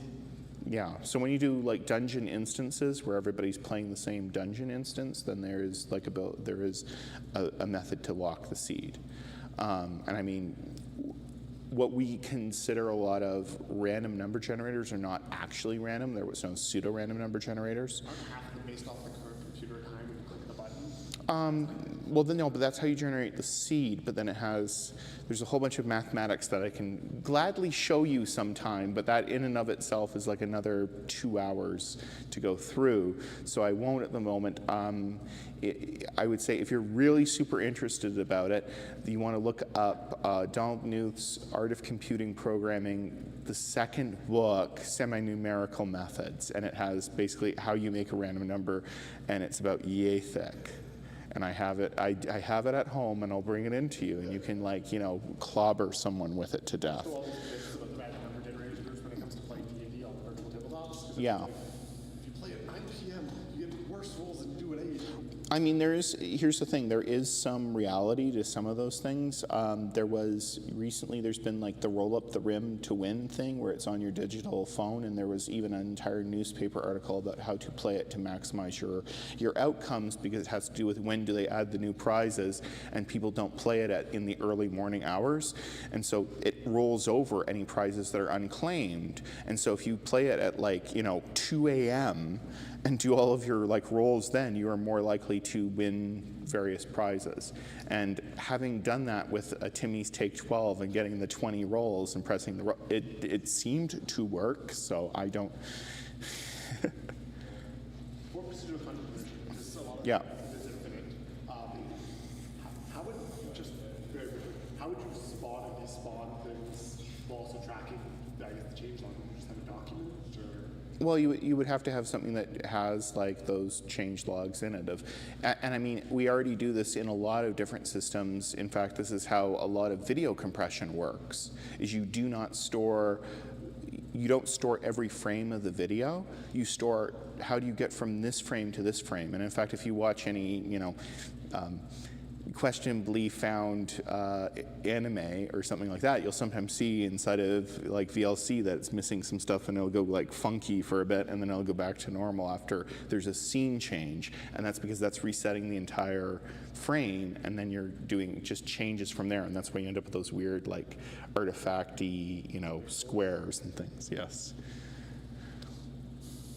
So once you begin to kind of learn these algorithms, it's one of these things of you just like can look at a TV and you go, oh. And if, in fact, new digital TVs, that's what they're doing too. They don't send the whole signal of the frame, they send just the changes between that. And so if you've ever seen a digital TV on the frets, you don't get snow, you get like these weird wonky squares. And that's what it is. It's the compression algorithm trying to fill in the gaps. Yeah, any other questions on this morning? So I tried to do mostly theoretical and not so much code. And when we come back after the lunch break, I'm going to go through and we're going to redefine what I mean by a generator. So I think all of you have in your heads, this is what a procedural content generator is. I want us to redefine that, and I want us to put it in more of a software engineering context and in more of a game development and narrative context as to how not just do we build something that builds things, but how do we build something that builds the right things. So for those of you on stream, we're going to go, I guess, eat, Yeah, we'll be back around. and we'll be back around 1. Okay. Bye.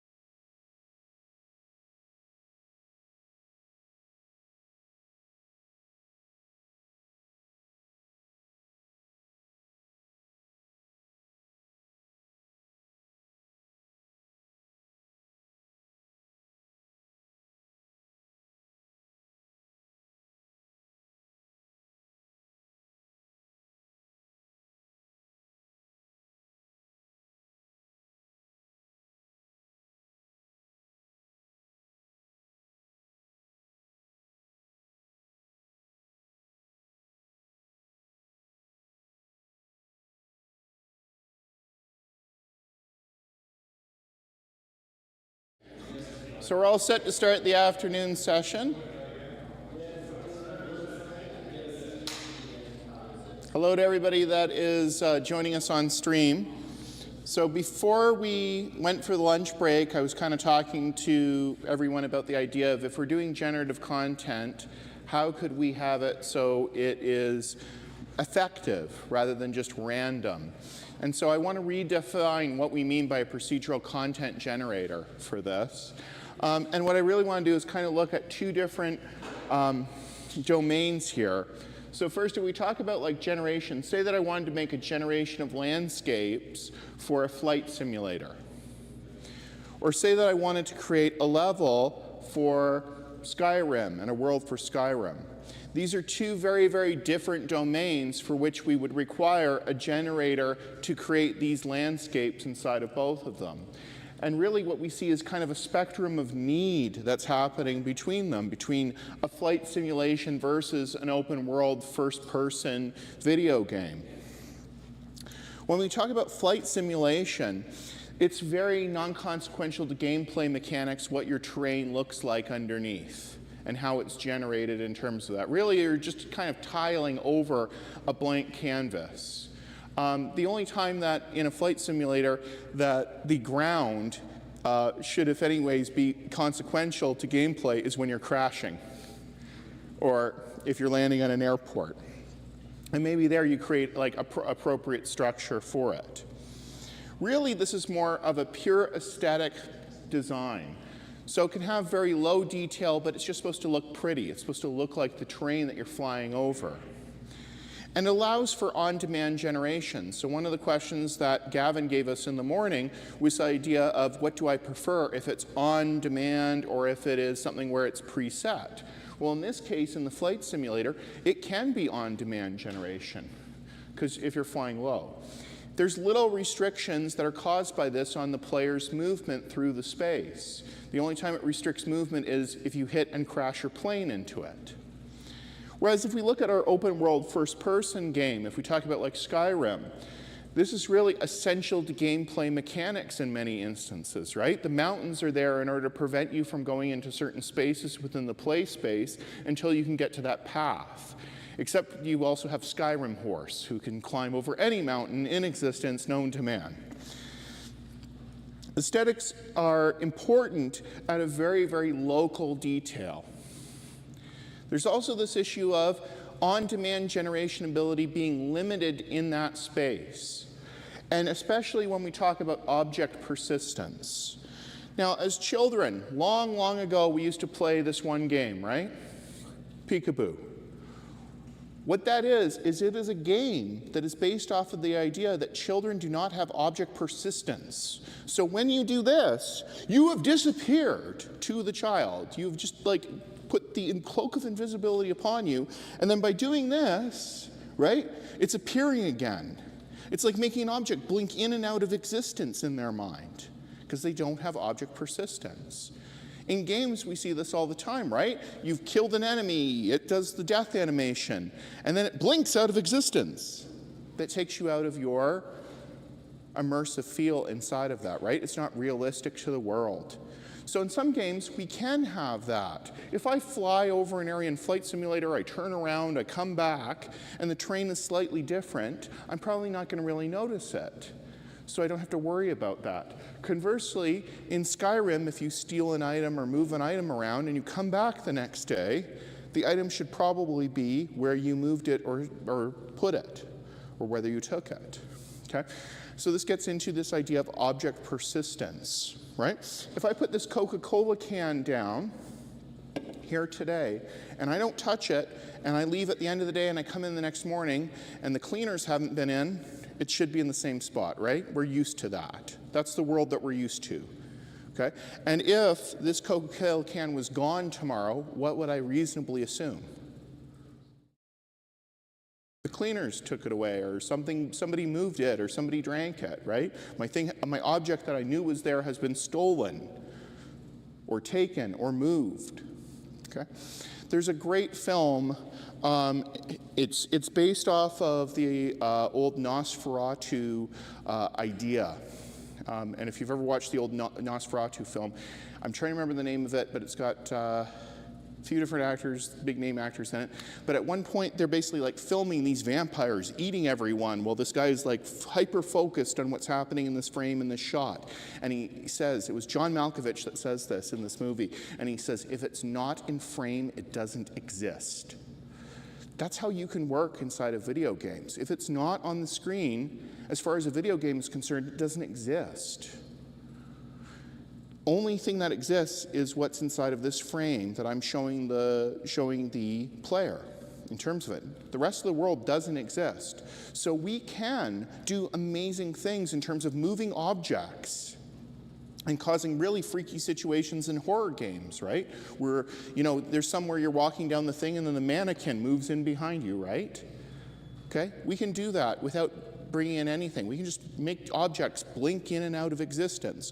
Physics does not exist for us other than the physics that we create inside of the game. So if we want objects to create and disappear out of existence, that's perfectly fine. You see this all the time actually in space savings. If you've ever played the old Jump Shoot Man, Mega Man, right? Jump and Shoot Man. Mega Man has 3 lemons that he can shoot in the old games. Why 3 lemons that he's allowed to shoot? Yeah, there was a limit of objects that could be spawned, and so he had 3 lemons, and what it does is it just so every time that you press the shoot button, the bullet doesn't respawn, it doesn't blink out of existence, they just move it on the screen, its position. So you know how we're used to, in object orientation, creation, destruction of objects? No, you just have an object and you move its position around inside of a lot of old games because it saves memory. Again, object persistence doesn't exist. You have some restrictions on player movement, unless you have Skyrim Horse that can go everywhere. Okay? So, since I see the spectrum of need for both of these things, I would want a different generator. I'm able to use things like on-demand generation here, which I wouldn't be able to use over there. I would have to come up with some other way of storing that. Okay, first-person shooters, RTS games, real-time strategy. Let's go through this again. First-person shooters, well, the space, it's somewhat essential to gameplay mechanics. The aesthetics are important, again, at local detail. We have, again, object persistence inside of that space. We have large restrictions on player movement inside of a first-person shooter based on the terrain that's involved.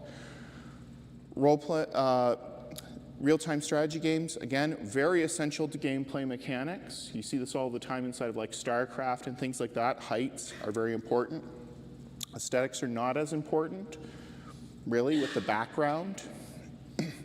No on-demand generation ability. So a lot of times when we're building levels for, say, StarCraft, they're using it in tournament games. And so they want to continually have the world be exactly the same every time. So now I can't really have that on-demand generation. I have to have something that's persistent. And it defines the tactics of movement inside of that space. So for all of these different games, I have different goals for what I can create using a procedural content generator, which means that I need different goals. So we define the process rather mechanically, but what are the goals of a generator? In procedural content generation, we can say that there's the kind of a set of desirable traits. Okay, so a good generation has requirements of speed, right? I can do it in a quick enough time. It has to be reliable. It has to constantly come up with something that works for the game. It has to be controllable by the developer in order to do this. It has to have expressivity and diversity of the stages. If we just make the same level over and over and over again, that's not a great generator either. And it has to have this kind of idea of, and a big word here, creativity and believability. Okay, so what is believable? Is it believable in this room that, I don't know, a train would run through it? Right? If a random train track ran through this room, would that be okay? No, it would be kind of meaningless, right? If we have a crypt, we have like a graveyard, it would be believable if it's close to a church, yes? I would believe that more in terms of my game world. I would expect to see that. If my church is on the one side of the city and my graveyard is on the other side of the city, is that believable? Kind of? Kind of? How? Okay. What if I told you that this city was plagued by zombies? There's an argument now. We want to put the graveyard as far away as possible, right? We want to have it safely away from the city, right? There's inside of old Rome, you would bury people outside the city, outside the Palmarium. So it really is believable. Also depends on what are the constraints in the society, what are the cultural constraints, what are the pieces inside of that. And this is where it also leads into that big N word inside of games, narrative. Does it narratively act as a believable thing inside of this game? Okay, that's the question. So when you're doing these designs and creating these generators that are placing objects down, they should be meaningful in how they are arranged. No more than I would have, you know, a lighthouse not near the sea. Okay? No more than I would have a water wheel in the middle of land. No more than I would put, you know, my mountaintop villa on the coast. So you have to put that into your generator and have these types of believabilities. Okay, so again, it gets back to ability not to slow down the creation. It has to be reliably creating that. You know, reliability, again, has to do with the constraints placed on it, not introducing game-breaking aspects. A level without an exit is a far worse thing in my system than a flower with lopsided petals, for example, right? That's maybe I can get away with that. And the controllability is super important when you're creating a generator to have those controls. Okay? So again, we need to have expressibility and diversity. Shouldn't be just direct clone copies. This is when we start to see really bad generators, right? This is when, after playing it 14 times, people figure out what the roles are. And if you've ever played even Left 4 Dead or Payday or any of those games, you'll notice that, yeah, like there is this many levels and they do changes to them, but the changes always mean that the things spawn in these places. And so even if you have a complicated generator where it puts these patterns down, the fact that somebody can even figure out what those patterns are is still there. Because we're not dumb. Players are not dumb. If you want to have people break your thing, play test it, and you'll find those places where it breaks. Creativity and believability, again, very hard to measure objectively. Like immediately I can say, well, you know, why is this graveyard not near this church? Why does it look this way? But maybe it's harder for certain things. Okay. In fact, one of the things that I would really recommend is if you're doing anything like, I'm going to make a medieval, you know, Diablo-ish epic or have these pieces, go and take a look at some architectural design rules, because they do have those where they say, okay, this should be there, or even feng shui and those types of things, right? All of that has to do with where do I place certain objects in relation to other objects, and they have some form of cultural meaning and significance. There's a lot of work in the architectural side to do this. Okay. Now, when we're looking at a procedural content generation, there's one thing that we can do is kind of have a breakdown via taxonomy. Okay, we're probably used to this mostly from the biological context of like classifying various plant and animal species, but we have this also for generators. And I want to go through this mostly from an idea of not just, hey, I have this procedural content generator, what properties does it have, but also looking at it from yourselves. If you're building a procedural content generation, which of these properties do you want it to have? And what does that mean for your implementation state and what the issues are inside of it? And so Gavin asked about, for example, online versus online creation. Well, that's part of the various taxa inside of this. Is the game element that you're creating necessary or optional? Okay. A level is necessary to the game. If the level is not there, you cannot play the game. So that's what we mean by necessary. Whereas optional could be, hey, this flower like has some nice petals, right? It's not really affecting the gameplay necessarily. Do we have a certain degree of dimensions of control on the system? Is it generic or adaptive? By this, do we take actions made by the player into account when we do the further generation? Are we monitoring the state? So Left 4 Dead, when it's monitoring how's the player doing, which Gavin mentioned with like the health packs, that's adaptive generation. It's trying to make the game easier. Is our system stochastic or deterministic in how it creates things? So Minecraft, when you put in the seed, even though it has those stochastic element, it's deterministic in terms of the seed. Okay. Is it constructive? Is the entire thing built at the same time? Or do we build a whole bunch of levels and then we see which ones follow our criteria? We generate and test. Is it an automatic construction where the system just does it itself, or is it mixed? Does a human developer get involved? Is this a tool for development and not necessarily the whole thing? So when we start working through this taxonomy, what we're doing is kind of just giving kind of the properties of this generator and seeing does it meet with what we're trying to then kind of build in the end. And it might be that, you know, hey, I'm building this online generator to do all of this, and then as you go down and think about it for a while more, well, I can probably move it offline now. Maybe it doesn't have to be on-demand generation. Maybe there's constraints in terms of that. Maybe my player's processor is not strong enough in order to do that, so I have to look at, well, what would an offline version look like, and how would I do that? Maybe this is my generator works really well, but there's a bunch of issues that I have to do. Well, mixed construction is probably going to be very hard if you're in an online setting. So again, these kind of also bounce off of each other. So maybe let's give an example of one of these taxa. Okay. So faster than light, speed tree. Okay. So we've talked about both of these games through, well, not games, speed tree is a thing that makes trees. We've talked about both of these systems this week.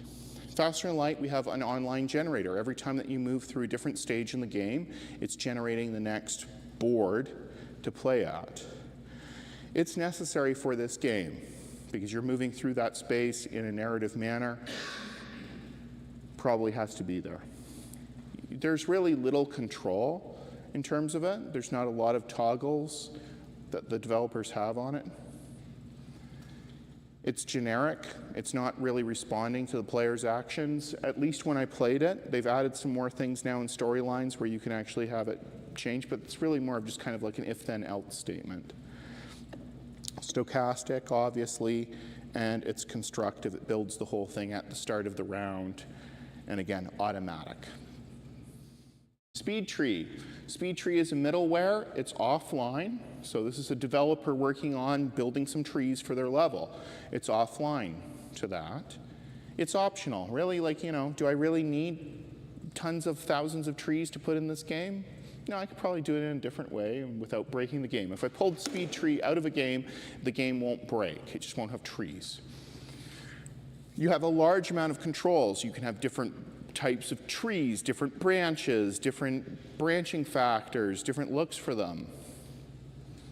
Again, generic, because it's not adapting to player demand on what happens. It's a deterministic system in terms of how it does the generation. Again, constructive, and in this case, it's a mixed construction off of it. Okay? So this is one way and a system that you can use to look at your generator and what you're planning on designing, and then see, does it meet with what criteria and what then algorithms would create that. Okay. So I'm going to take a quick pause here. Any questions on the tax and the generator and how we kind of come up with that system? Okay, good. Wonderful.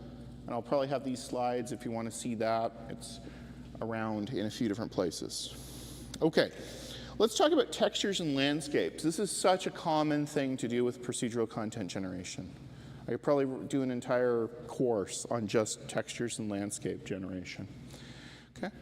And the big thing that I want to talk about is especially the idea of the representation. Okay, when we represent what is a texture and what is a landscape, we can see this as either an intensity or a height map. So this is just a grid of values of what's on top of it. So if we talk about this in terms of a texture, we could talk about this as color values, which are really an intensity, a height. So you could see this as I've got my green mountain, I've got my red mountain, I got my blue mountain, I have my alpha mountain, and then all of them together form the image, which is really mountains of colors on those pixels, is one way that you could visualize this. And we can see that this very clearly maps into the idea of then a height, of how far am I up on this mountain. So when we talk about color values and we talk about heights in a texture, they're really equivalent from the mathematical view of it and from the programmatic view of it. So if I can do something with the mountains on a two-dimensional plane and how high those things are, I can also manipulate the colors inside of an image. So the first way that we could deal with this, and I want to go right back to the simplest thing that we can do, we could just roll a die on every single pixel. Okay? For each square, take a number from a random distribution. Now, we wouldn't want to do this, right? Why not? It would look absolutely insane, right? If that was how mountains were created and if that was how like images looked, everything would just be static and noise. Okay? So when you hear about procedural content generation, you hear about stochastic methods, and you hear about that, and you say, oh, well, it's random generation. No, it isn't. That's random generation. That's just pure randomness. Okay? So we're going to have to do something to take this pure randomness and somehow turn it into what we want it to be. We're going to have to get some data out of this noise that we're creating. So it doesn't hold with reality. You get spikes in all the wrong places, and it's unplayable. So, how can we deal with this? Any ideas? Yeah. Perlin noise. Perlin noise, yeah, we'll get into that. But what's the point of Perlin noise? What is it doing? It's to basically like smooth out the transition between one random point to the Right. next. Right, so we're going to have to do some form of smoothing to the random function. We're probably going to put the pure random points farther apart, and we're going to have some other points in between them, and then try to connect them in a logical way. And so this is where we get it being forced to be smooth, and I like the fact that you used the word smooth because it feeds right into the next step. Real terrain is not random as we come to know it, even though it seems that way. It's smoother. Usually there's a gradient between different steps. And so the idea here is to initialize a set of critical locations on a grid or a lattice that are placed apart by some distance, and then you're going to calculate all of the intermediary points on the grid. Now, you've lost some features. So we can't, for example, do sheer rock faces very easily, right? Because that's really, you're getting this huge step. So if you want to go up to Wells Gray and recreate that inside of your system, you might need to do some sort of like manipulation or post-processing or something other than this, because that's that sheer rock face. You can't get that easily. But you can get stuff that looks like that. You can get stuff that looks like this. Okay? In this case, we can see the lattice size as being one of our toggles of control. We're really interested in creating as many toggles as control for a developer as we can, right? Great. If we have toggles and methods, we get more control over what we're generating. So if we have a larger lattice, we can place large peaks and valleys. When we have a smaller lattice, we can define local peaks. And what we can do is, because these are different noises, we can add them on top of each other.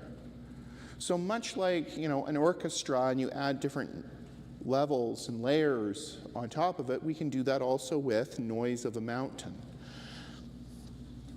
So we can look at this and then move over the space horizontally and vertically and interpolate other points. How we do this interpolation will also change the way that our system looks. So here's, for example, a bilinear interpolation. Bi meaning two, and linear meaning lines. So we're going to do this in 2 lines. So first we're going to go through, we're going to get the values on these external points. We're going to find the values along those lines from those 2 points and those 2 points. We get the values on those 2 lines, and then we take the line that cross-sects them, and then we end up with the final position. Okay? And here would be an equation that satisfies that. Okay, so not too hard, right? Easily implementable. Randomize the plane of the level that you're doing. Use a bilinear interpolation upon it. Create those internal points. I now have a mountainscape. And if I make those random points really close to each other, I end up with more of a bumpy kind of shape. And if I put them far apart from each other and allow them to do that, I end up with more peaks. Okay, so now I have a few toggles on the controls. Great. It also works for textures. So I can now use this also for RGBs. And the great thing is that this works really, really well with linear algebra. Hooray! Right? I'm giving you a reason to go to linear algebra class now, everyone. Yay! We love linear algebra. Okay. No, seriously, if you're going into games development, begin to learn linear algebra and love it. Because here's the thing. You know how your GPU works? Linear algebra. Okay? You know what you're going to be doing for the end of time inside of video games? Yeah, linear algebra. It is. It's linear algebra. Your GPU is basically a huge, giant supercomputer that works only on linear algebra. I'm sorry. But if you can put it into linear algebra, then it works on your GPU and makes it super simple and easy. Because now I'm doing a matrix transform. And that is what your GPU does all day, every day. Yes. Sir. Does Unity have functions for linear algebra? I'm assuming somewhere you can talk directly with the GPU and have it do these processes. Yeah, but this is exactly what your GPU is for doing this. So this is a normal transform. This is a super simple thing for your GPU to do. Okay. Now, the only issue with this, when you're doing a interpolation in a bilinear manner, have you ever played, like, you know, the old N64 GoldenEye? Yeah? I'm old enough where that was like the big thing. You might have noticed that they looked really janky, and there was all these angles, like harsh polygonic angles. And if you go and play pretty much anything from like the 90s, you'll notice, wow, this is really realistic graphics. Shows super angled, you know, thing, right? There was not enough polygons to fit that in. Okay. When you do this and you put these things together, you're going to end up with things like this, with a bilinear interpolation. Because you've got this, it's creating basically flat panels over this. So it's taking a bunch of flat paneled squares and gluing them together to make a mountain. So you get issues on the edges. So maybe I want to have some more curves in this, right? I want Lara Croft in the brand new video games, not Lara Croft from the 1990s. Okay? And so how do I deal with that? Well, in this case, it was a linear interpolation, meaning line. So it's connecting a bunch of lines. Okay, maybe I don't want lines. Maybe I want cubics, cubic functions, right? Or quartic functions. Some form of other function that's inside of the system to do that. So we can look at something, a bi meaning two, and cubic meaning a cubic function.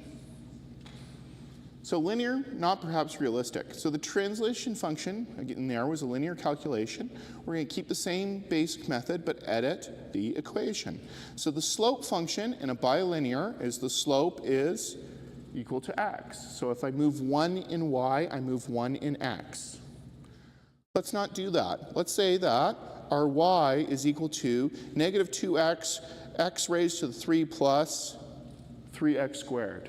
Okay? So that is a cubic function. How many roots does a cubic function have? Come on, guys. This is pre-calc. All of you are in this university, you've done calculus. Yep. Yes? Forgot it. Oh, okay, yeah. Sorry, guys. Welcome. Welcome to why we did calculus. Welcome to why we did linear algebra. It's for games. It really is. It's for games. This is why you... Yeah, well, I'm sorry that you learned it late in life, but yeah. Okay? So if I have a cubic, how many roots do I have? Maximally. At least one. I know that it has at least one, but I said maximally. How many roots of the equation? 5. 3, yes. Okay, yeah, so if you have a polynomial, the number of roots of the equation is maximumed by the highest term in the polynomial. Woo! Okay, that's high school, guys. Come on, that's high school. At least, huh? It was a strangely worded question. How many roots does this equation have? Okay, do you want to like take a minute and tell me what the roots of this equation are? No, what the roots actually are. Do we need to know x or no? No? I'm gonna go with no. You're looking at me like, It's solve for x when it's at 0, which x's work. That's the roots of the equation. x is 0. It's just Okay, now if an equation has 3 roots, what does that mean?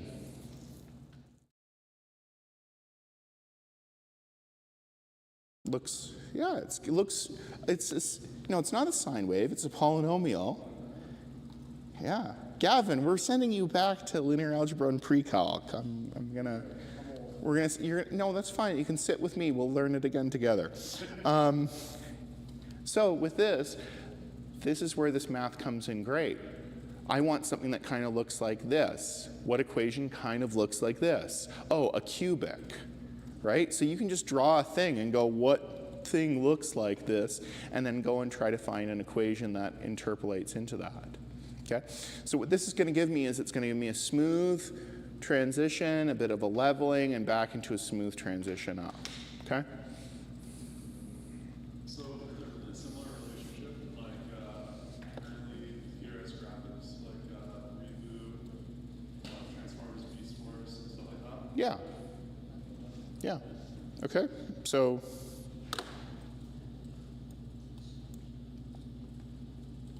okay. So here's an example of that previous equation that we had. X equals 1. Okay. If I want to move 10% of the distance up the slope face, so I put that in, 0.1 for 10% of the distance equals 0.028 out of that previous equation, which means that I move up 2.8% of the slope. So you can see it has this very slow transition. And so this now defines our equations for doing a bicubic. Okay? So from this equation here, I can put that into code. Okay. Now in this case, we used a direct generation. We put some numbers into a thing, it put out some numbers, it created our landscape. What if I don't want to necessarily create it directly? Could we do something else? Well, what we could do is look at something of more of an agent-based generation, where instead of having these kind of equations that I'm working with and playing around with, I could look at something to do with, okay, I've got some agents that are placing down pieces of the terrain. So I'll have a mountain agent and a river agent, and they'll go around and they'll start digging rivers and making mountains and smoothing things out. So this name here, if you remember the scut work quotation, that's the same Parberry. This is out of 2010. So they use the definition of an agent as something that perceives its environment through sensors and acts via its effectors. Okay. So they create a number of different agents with different effector goals. So they have agents that create coastline in this landscape. They're building an island. They have smoothing agents that go out there and just like smooth the area near them. So you can kind of see this almost like brushes inside of Photoshop or something like that, right? They have beach agents that go around and put down beaches. They have mountain agents that, make mountains. They have river agents that dig rivers. And so each of these agents is given a certain amount of tokens. You can see this as kind of currency in this world to spend on making these actions of making a mountain. So if I give a mountain agent 100 tokens, and I give another agent 1,000 tokens, the one is going to make 1/10 of the mountains that the other one makes, because that's how much money I've allocated to them to do that job. Make sense? Okay. So now I have a control by giving these agents a piggy bank to work with, a budget to work within. An agent without tokens, well, it dies, right? You can see this as life force. So the initial state is a flat world below a water line. Representation as a height map as before, and a single coastline agent is on the border of the map. So coastline agent, it runs around. It starts with a seed location. Where is it located? It has a preferred direction, so it's either moving towards something or away from something. And it has its set of tokens, the amount of money that it can spend, and a number of points it is responsible from rising to the seas. So it's going to run around and it's going to try to raise these areas up just over the water line. It's also capable of spawning other agents, throwing them off of it as it runs around. It basically is dropping off other agents. So the coastline agent, you can see this almost as like a big giant truck that's driving through, lifting up the ground in this terraforming truck. And every once in a while, it's like, okay, release the mountain creator. Okay, release the river creator. And those other vehicles jump out of that vehicle and off they go. And they're also given a certain amount of tokens which reduce its own. So it's like fueling them and putting some fuel into them. The new agents is given a different repulsor and attractor point. So somewhere just to kind of, go in between. And then it scores itself by this. And then it wants to move closer to whatever the center of that position is. The coastline, when it's done all these subdivisions, it spends its tokens, selects a random point in the space it's working with, evaluates the adjacent points, then moves it up in the island, and the process continues until all of its tokens are spent. The coastline agent shuts down, and the spawned agents begin their jobs. So now we have all these spawned agents coming off of our coastline. The first one is the smoothing agent. The smoothing agent makes a random walk about the space and changes the point in the weighted height of its neighbors, the more neighborhood, the 8 centers around the midpoint, to be the equivalent of all of those points. Okay, so that's going to smooth the space. We have beach agents. It searches an area around the coastline. It reduces its height to just above the water line.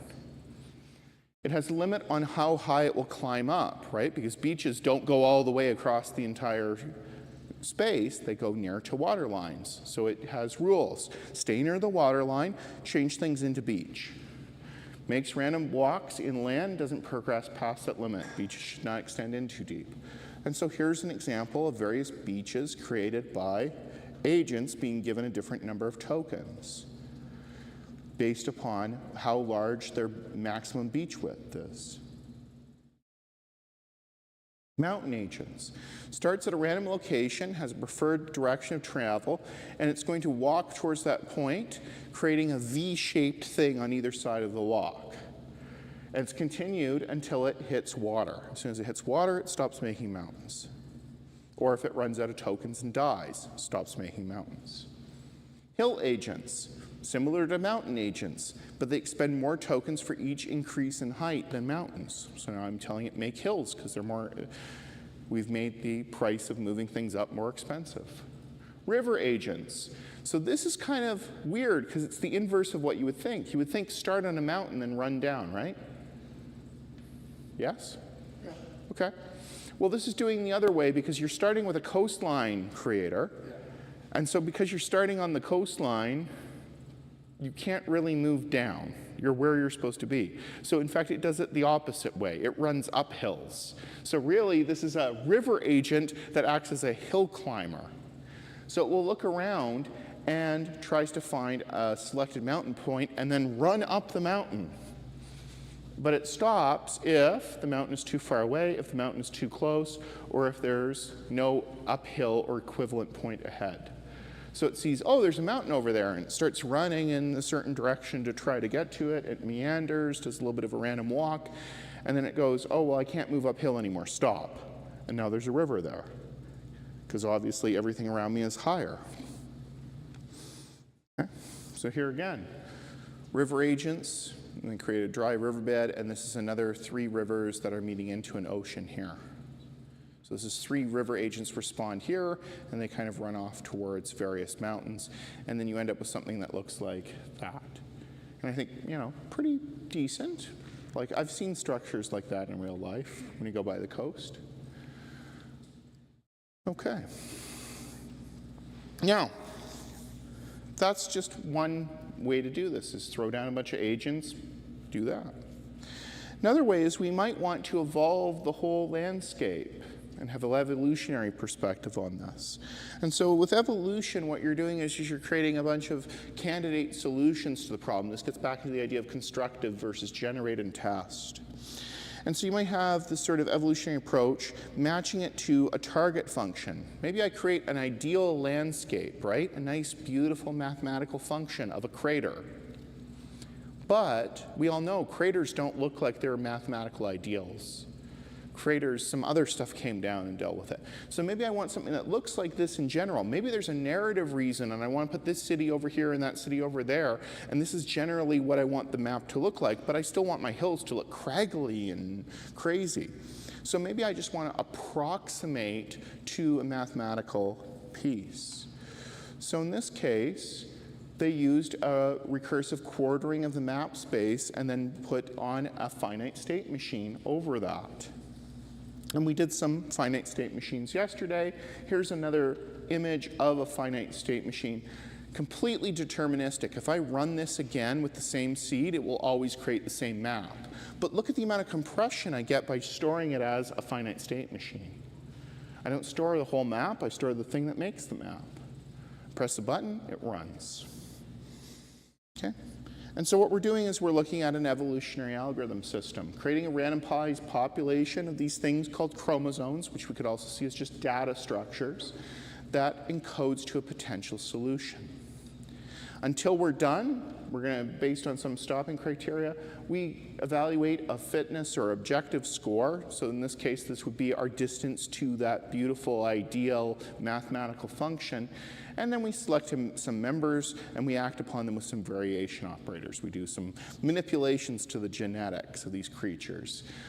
We apply the operations. Crossover takes 2 different things and mixes them together. Mutation makes a change to one thing, and we replace some of those members or not based on that.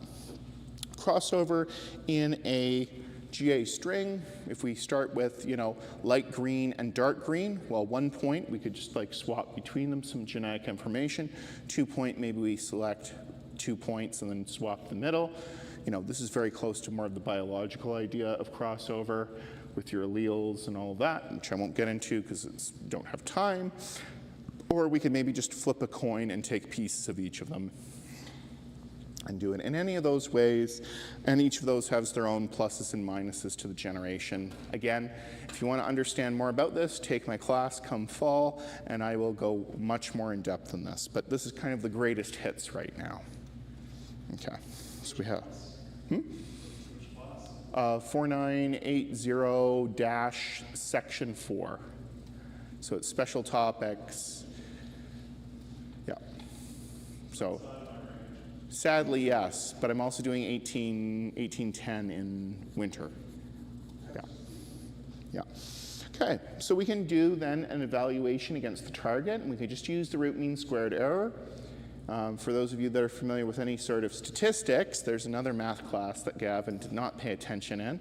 Then you could utilize this, end up with basically what amounts to you as your residuals. And from this, you end up with, from this, creating something that looks like this.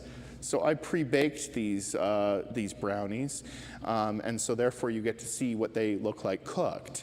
So here is our crater function, so a mathematical function against this, and here are various generators from different systems that are trying to approximate this. And you can see in the first one, hey, we got pretty much a craggly crater. That's what we were looking for.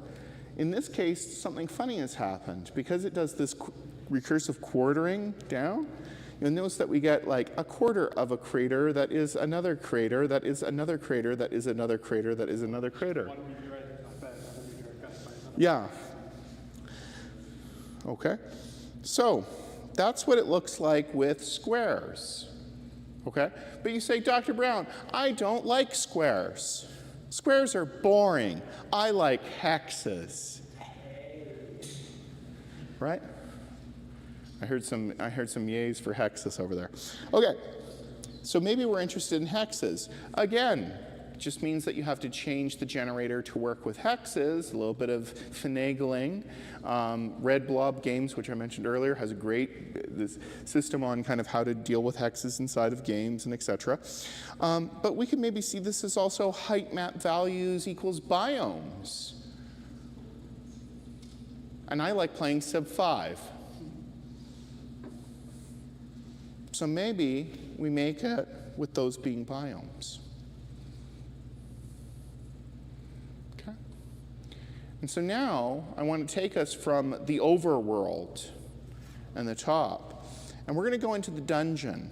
But first, let's take a 10-minute break, have a bit of a breather, grab yourselves a after lunch snack and a drink. And when we come back in 10 minutes, at the top of the hour, we're going into the dungeon.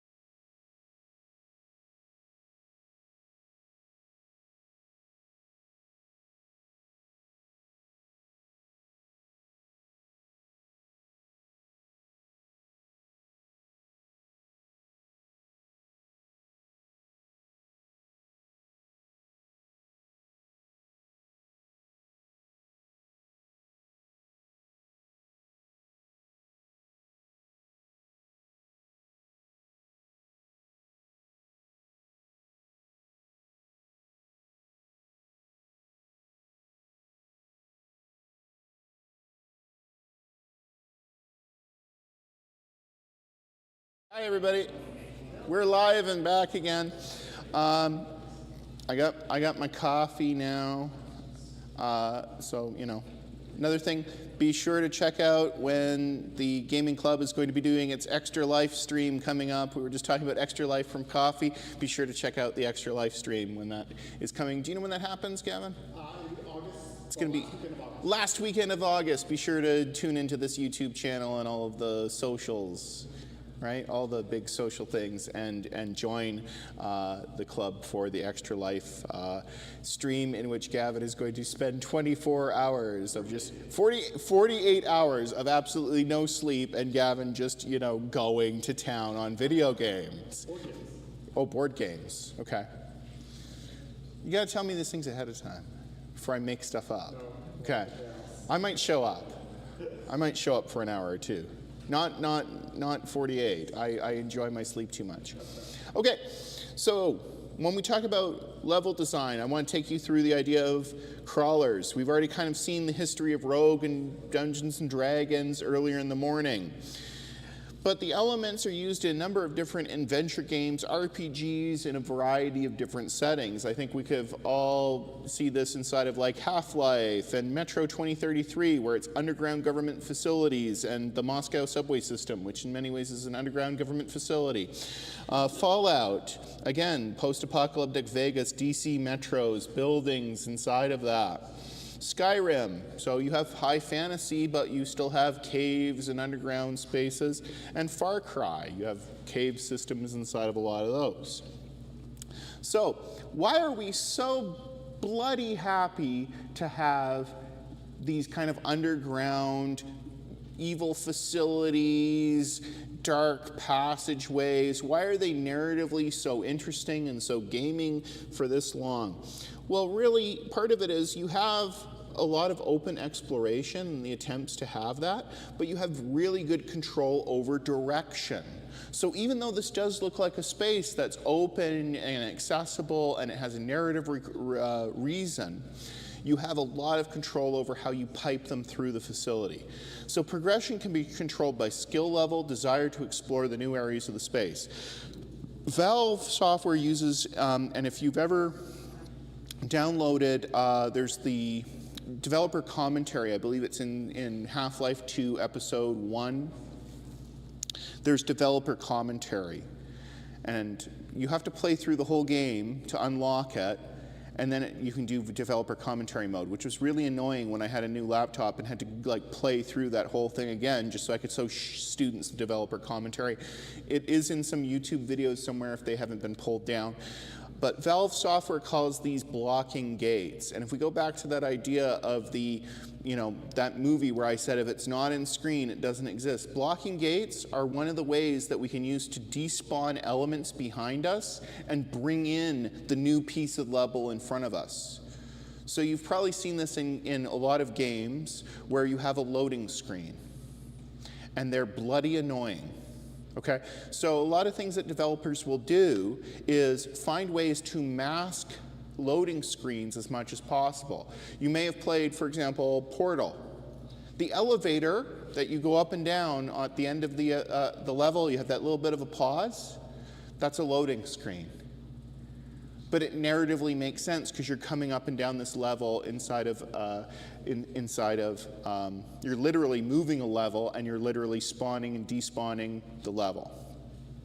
And if you ever really want to see how a lot of those levels look, go watch a speed run.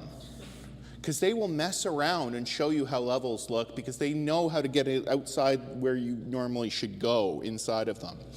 So the idea here is you have open exploration of the space, you have multiple rooms separated by doors and hallways. We want to encourage the exploring of the space, and you have multiple pathways and dead ends. So we can see this as, in the elements of creation, a map with rooms and hallways, enemies, treasures, decorations, yeah? Okay, a lot of games follow this sort of system. Zelda, right? The underworlds in Zelda. Here's one of the levels inside of Zelda with all of the rooms visible and the blocks. Again, inside of Zelda, when you move between those things, that allows it to load up the next asset set. Okay, so it also hides the assets. But it doesn't just have to be the underworld inside of a Zelda, inside of one of these dungeons. It could also be the Zelda overworld, has this property as well, of these connected spaces. Okay, what about Pokemon? Does Pokemon have this property?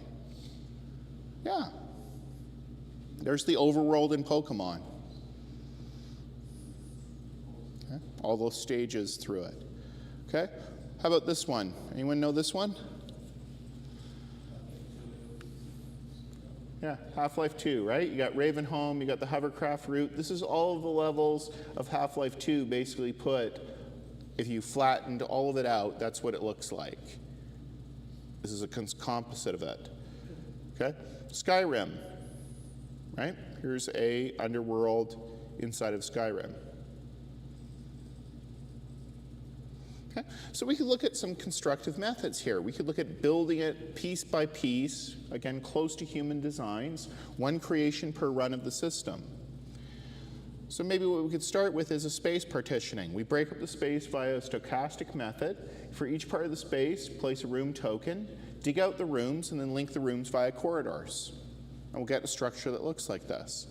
And one of the ways that we could do this is via what's known as a quad tree. Okay, this is usually used in image compression, and it's a methodology for partitioning a space. And so what you can see here is that I have this, and I'm breaking it down to 4 quadrants. And you can see here that this entire quadrant is filled only with black pixels. This one's only with white pixels. So if I look at the representation here, and I take this as 1, 2, 3, 4, so 1, 2, 3, 4, you can see 1 is completely white. And 4 is completely black. So it's this square and this square. But these squares, they have a mix. So I color them gray. So if I look down 2, I can see that I have 2 blocks here that are both white in the 4 squares and white in the 4 squares. So I see white, white, and then I have a mixed square here in position 3 where it has 1 black pixel and 3 white pixels. So that is colored gray. Then down here, I have 1 black pixel, 3 white pixels. And finally, the last one here is black.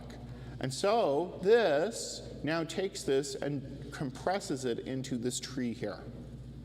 So I don't have to save all the pixel information. This tree encodes for it. So this is used also, especially if you're looking for collision in video games. If 2 objects are colliding, well, if they're not in the same general quadrant, I don't have to check them for pairwise comparison collisions. How many pairwise comparisons are there in collisions? If I have n objects, how many collisions could I potentially have? Huh? n minus 1 by? Each thing can collide into n minus 1 things. There's n things, so it's n by n minus 1 things, but if I collide into you, you collide into me, divide by 2. Or if you've done any graph theory, Gavin, if you've done any graph theory, it is the number of links in a complete graph. Because it is, it's the number of links between, it's a graph of like collisions. The relation is, could these things collide? So that scales n by n minus 1 over 2. Great, now let's use complexity theory. That's n squared in terms of its complexity. Do I want to constantly be doing that? No, so I can use a quad tree to make sure that there's no collisions. So this is used quite often. So I can make this into a recursive construction. I can have a base case of a single pixel, and then I can break it down. Or if you really don't like recursion, you are somehow antithetical to it, you can use this big long thing here in order to calculate it. Okay, but we don't care about this right now because this is a lot of code. And you can read slides later and look up this algorithm, but let's know about it. So let's talk about quad tree for rooms. Well, if we take a random noise image, we say 1 is a room and 0 is not a room, and we want larger rooms to be placed where there's a quad of 4 rooms, and then corridors are connected as a post-processing step. And so we can look at something like this. So this is a quad tree that's being constructed then into a room. Okay? Now, if you don't like this, maybe you like this. What does this look like? Pipes, yeah, it could be pipes. Like a circuit board, yeah, maybe it's a circuit board. Okay? But based on the algorithm that I chose, it now gives me a sort of representation of the space and how that space looks like. So in this case, it looks very blocky and squarey, because that's based around the algorithm that we used for the generation. So our representation of the generation also gives us an idea of the space. So if you're looking for something that gives you more of maybe an alien circuit boardy sort of space to work within, maybe you try quad trees. If you want something that looks more like a natural cave system, you're not going to get it via this. Don't use that algorithm. Okay? So we talked about collision detection. Here's another one, binary space partitioning. We could split the space into two sections based on a random number. We put a line, we break it apart, and again, we create a tree out of that and put corridors between it.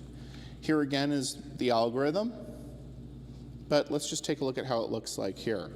So here we have a binary space partitioning. We start with sector A. Sector A is a point inside of my tree. Now we put a line down sector A somewhere. Let's say that we do it from top to bottom vertically. We put a line randomly, bam.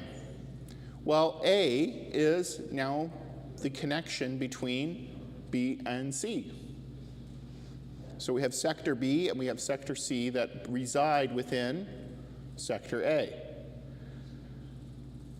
We can do this again. We could break down sector B and we could say that now sector D and sector E exist within sector B. Okay? Maybe we go on from there and we do one the other way. Maybe I don't like the size of C. C is too big, so let's break that apart. It turns into F and G.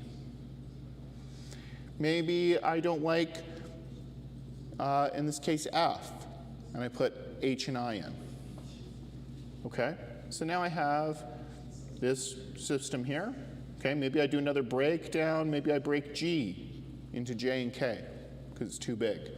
So now I have two things. I have this sector map of my rooms, and I also have this tree. Maybe I break it down one more time, actually. Let's break down H into L and M. Again, I have my grid, and I have my tree. So here it is. Now I have this. How do I put rooms onto it? Well, I can go into all of my leaves, and I can put an appropriate sized room in those sectors. Okay, well, how do I make connections between them? Well, I have my tree. So I know which ones are beside which other ones. So now I can begin to dig my hallways between them. So here I have H is the dig between L and M. So I can go to L and M and I can make a hallway between room L and room M. This now forms room H. So from here I can then go on and say, well, I and H and J and K can also be dug out and connected. And I put a line. I can go through and say, okay, well, D and E can have a line between them, and F and G can have a line between them. And so finally, this is what it could end up as when you finally render it into your game. And so here's the original visualization. And the side effect of doing a binary space partitioning is I also have this representation. That's my tree representation of the connections. We talked about nav meshes, right? We talked about navigation, nav meshes. This is a precursor to having a nav mesh over this system as well, because this is talking about how those rooms are connected. Can I get from room A to room B, and via what path you can walk up the tree and then down the tree to a leaf to see whether two rooms are connected and via what pathway that you would get to them. Wow, so I'm getting a great side effect here in terms of I now also have a navigational method. So I'm going to pause here for a quick second. Where does this generator fit in terms of these?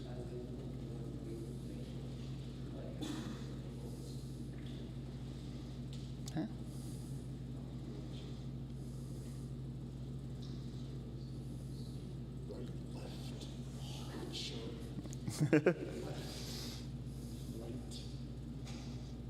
Okay. Yeah. Taxa? So it's a short form for taxonomy. A taxa is a short for taxonomy. Yeah. Remember we talked about the taxonomy of procedural content generation? So this is its individual taxa. A taxonomy is a collection of taxa. Okay. So we can see this as also having an interesting amount of expression, because corridors are limited in the resulting structure, the maps, links, and the tree. So there's regularity in the expression here as well, right? We have square and rectangular rooms placed in it with a corridor between them, more likely to make rooms of uneven sizes inside of it. Is there games where this is completely and utterly appropriate? Yes. Is this right for what you're doing? Don't know. Okay, we have controls on the method though. How deep do the splits move? We can make larger rooms with more splits, smaller rooms with smaller splits, relative size of the rooms, more or less partitions. That's really our control. So let's take another one on this.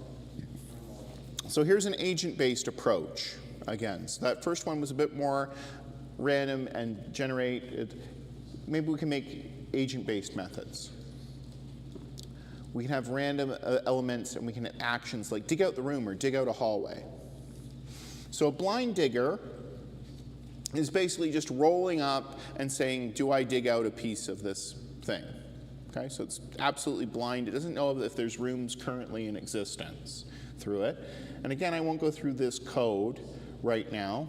For those of you that are on stream or looking back at it, I'll get you the slides, or we can just pause the YouTube for a bit just to get this. But let's take a look at how this one runs through the system. Here we have our agent. He's that little tiny red dot there, and maybe he starts digging, and then eventually after a while he puts down a room. And he starts digging again, and then maybe comes back upon itself, and maybe puts down a room, and we end up with something like this. Okay, so blind diggers, not really a lot of control, you know, there's lots of randomness inside of them, maybe not great. So how could we maybe increase this and give them some sight, make it to a better system? Well, the generation method was kind of sound, right? There were some pieces that it was constructive, it had stochastic elements, and it's been seen to create some interesting levels, but we don't have visibility where the other rooms are, so we have to then give it that intelligence. Maybe it's simply looking ahead and seeing, can I put a room here? Okay, so again, there's the code for adding this and making it a bit better in terms of look ahead. So here, in this case, we have a look ahead digger, we have him digging, he goes, okay, I'm gonna put down a room, now I'm gonna start digging, and I'm gonna keep digging so long as I'm gonna put a room on top of a room. So he looks ahead, and he sees that this area is blank. Okay, that area is blank, wonderful. I can look ahead and see that I'm not gonna put a room on top of a room, so I'm gonna place a room. Then it begins running off, and it gets to a point where, oh, I'm not gonna bump into anything, let's put a room. Then he runs up, and maybe hits the edge of the thing and puts down a room, and maybe that's where we end up, okay?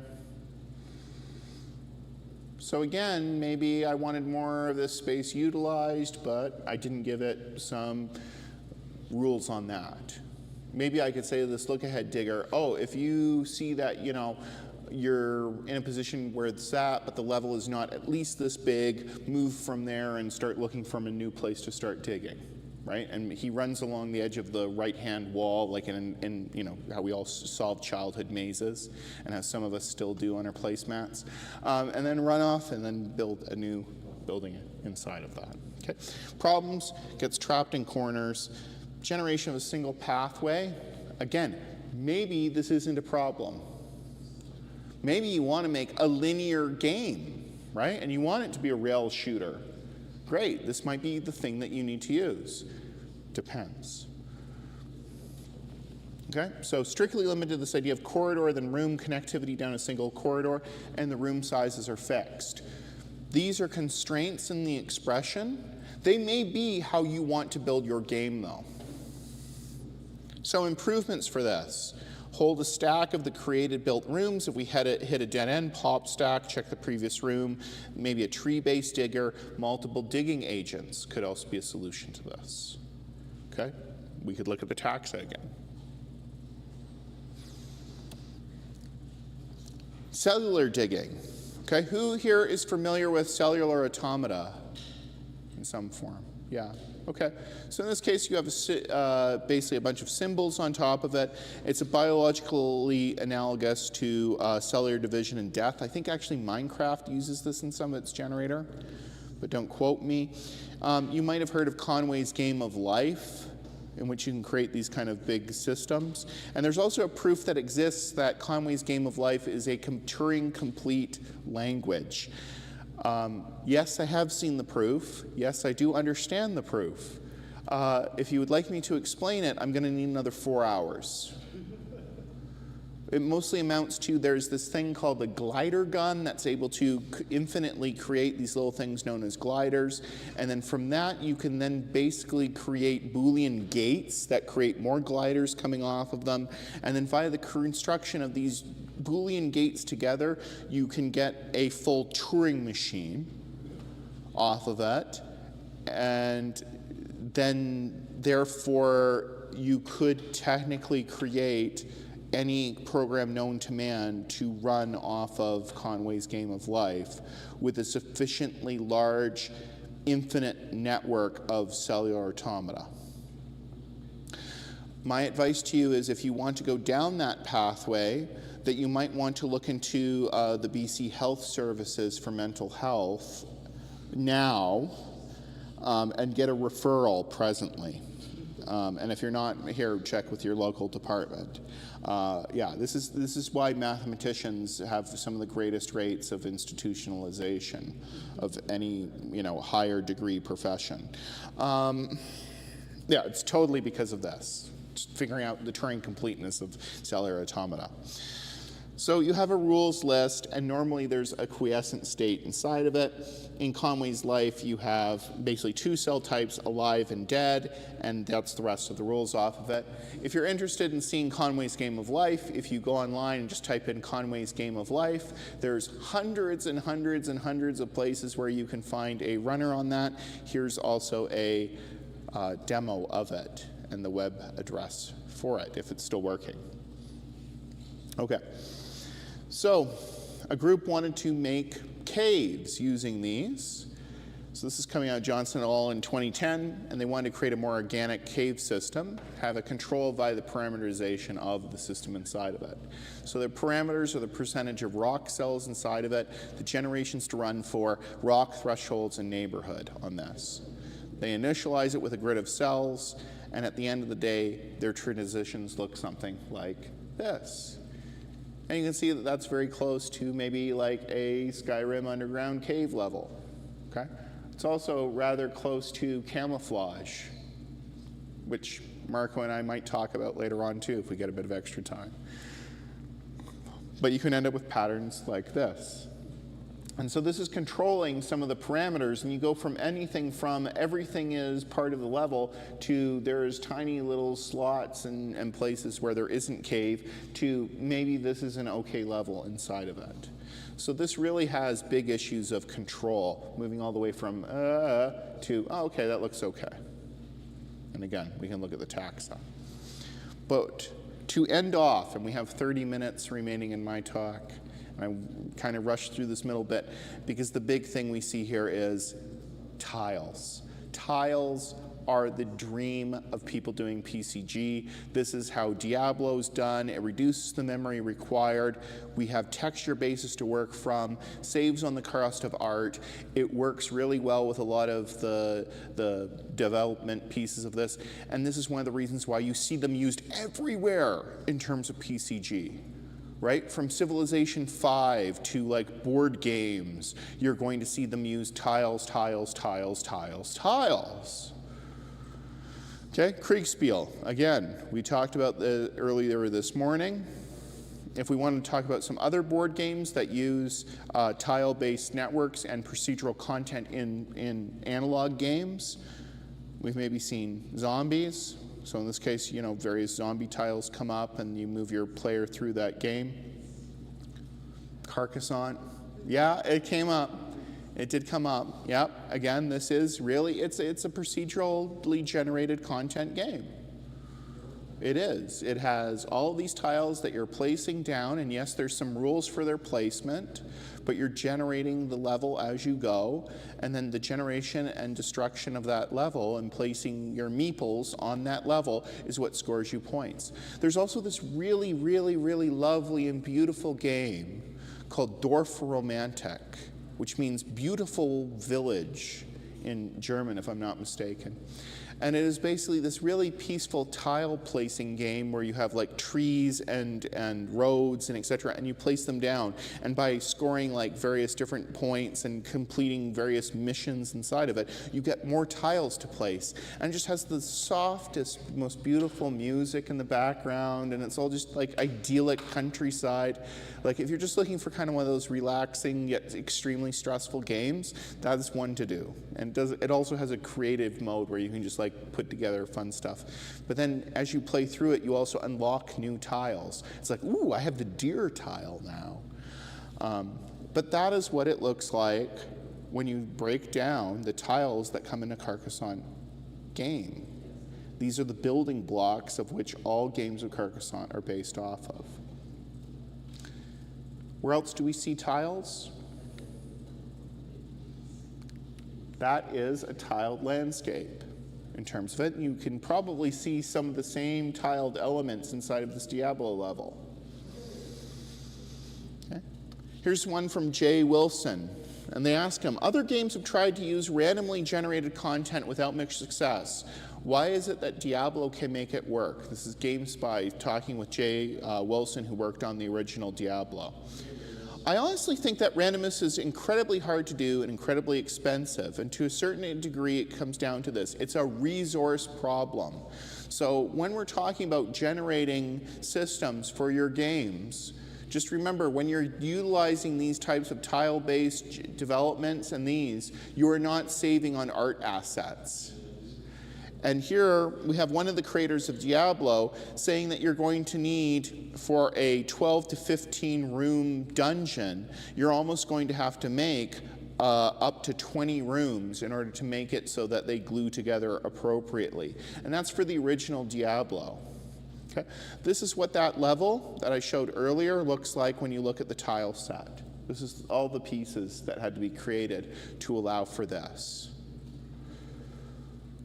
And you can also have other tokens. So in this case, this is some other stuff. This is more Diablo 2 started doing this. You have more of like the larger tokens that fit on top of areas in the tiles, and maybe like the health shrines and some other things that get placed via the PCG. But when you have a system like this, you can also make it built into the gameplay inside of it, right? There's a reason why we have so many D&D boards that have squares that are the size of our miniatures, right? It's for figuring out attack ranges without having to resort to, you know, Warhammer where you bring out a tape measure or something, right? Tile size acts as a visual cue for player skills and actions. So this is one of the skills that's inside of Diablo, and the ranges that are available on it, and what does that. So tile-based placement and positioning on it also can inform your players. It can act as a subtle hint inside of your game of where their ranges actually are. And you can do this with it being almost subconscious that that's what the range is. You just get used to it over time, which is always nice. Tile-based placement, really a lot of it, create a set of tiles, different connections, walls. While the map is not large enough, put some stuff. If there's no connection points, start over. Okay? So we can have larger element tiles in terms of it, big giant ones. And if you play enough Diablo, you might begin to see things like this. So this is one arrangement inside of Diablo, and you can see inside of it 2 A's, right? That's that same room. Now, we sometimes see this inside of like block housing or inside of the university buildings or whatever, right? You have the A house and the B house, right? The CN Rail that built a lot of Kamloops. You had three choices of houses, and the third choice was only if you were a senior director. You had the A house that came from Eaton's, you had the B house that came from Eaton's. Pick your one, we'll build it on your land, and it comes in a flat pack, like from IKEA, except it's Monsieur Eaton who's sending it to you via the post on the rail car, and up comes the town, and then they build the town. And if you go through Kamloops, there's certain areas inside of it where you look at it and you go, all these houses look vaguely the same. And that's what it is. Some of it is, it's old railway housing where they got it out of the Eaton's catalog, and it's the A house and the B house, and it's a street of A houses and B houses, and then it's about what, like 100 years of like adding junk on or changing the yard or doing whatever. You know, you see developments even these days inside of strata where it's the same house again and again and again. But then they have these strata people, and there's a little old lady that comes over and says, you can't paint your door that color, it's not allowed in the strata.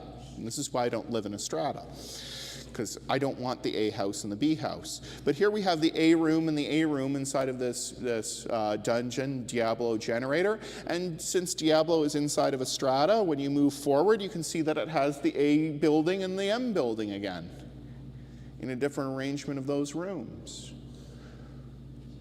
Here's another that has the A building and the M building inside of it. And I think in the earlier one we saw that F, and F comes back inside of it, okay?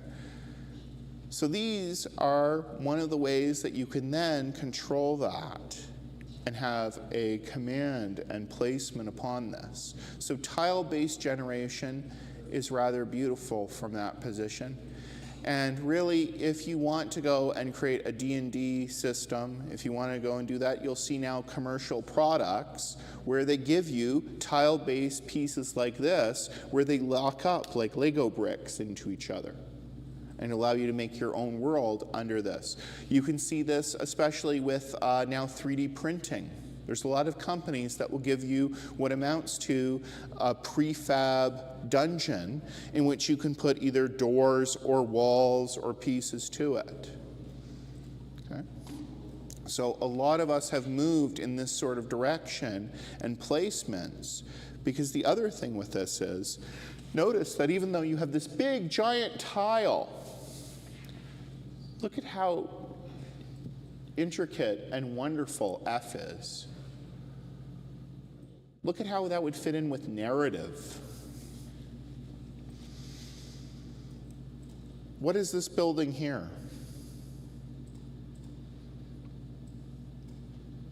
Maybe it's an old cathedral. You know, there's some interesting rooms inside of this. We have this one that kind of shoots off, and it's got these 3 little antechambers. We have this big room here for like boss battles and pieces inside of it. Okay?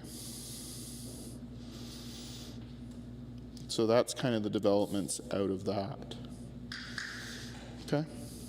Where does this fit in terms of those? Depends what you're doing, yeah.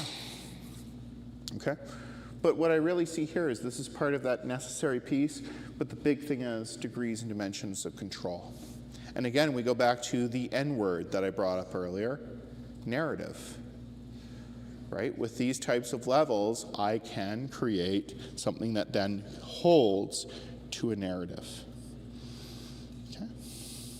So we have now pieces based on the shape of the tiles, the connectivity. The generator bias also changes this. The probability to put on a capstone, the probability to increase the connections, the probability to maintain the amount of connections that are going forward. We can shift it throughout the generation. In earlier generation stages, we can have large probability to increase the need for caps, and later on, we can say more likely to cap. And we have this piece of expression in terms of it. Okay, so with that, I want to stop here for just a second, and I'm going to bring up, if you can blank out my screen for a second. Let me close this. I'm just going to load up an example of this.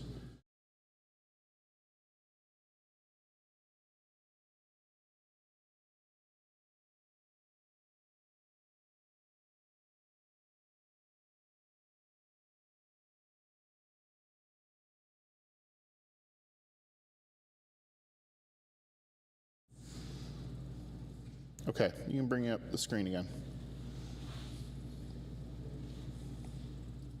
Okay, wonderful. So I just want to show this for example. This was a project that I did now almost a decade ago. And it was trying to create a Diablo-based generator using genetic algorithms, like that EA that we saw earlier.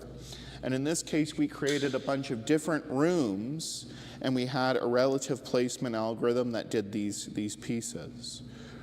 And one of the things that we wanted to show is that you could actually make narrative-based games that took into account these pieces utilizing a Diablo-like generator. And so our idea here was we had these different boss rooms, which were these big battles, and we looked at it from a few different aspects of different generations. So this was kind of the real-time generator. Can we create a level in a loading screen? So this was created within 30 seconds of computer time a decade ago. And this was on a student computer. Okay, so this is a decade-old student computer, was able to create this in under 30 seconds. And here, what we said is it has to have a start room, it has to have so many rooms, and it has to have 3 boss encounter rooms. So that was this bottom left-hand corner. Up in the top here, what we looked at was, well, what normally happens is you defeat a boss, and then you either have treasure behind them, or maybe you have a different area of the space for yourself to explore, right? Like this is kind of the, the Zelda thing. You beat the boss, you get the item, and then you can explore a different area because you have that item.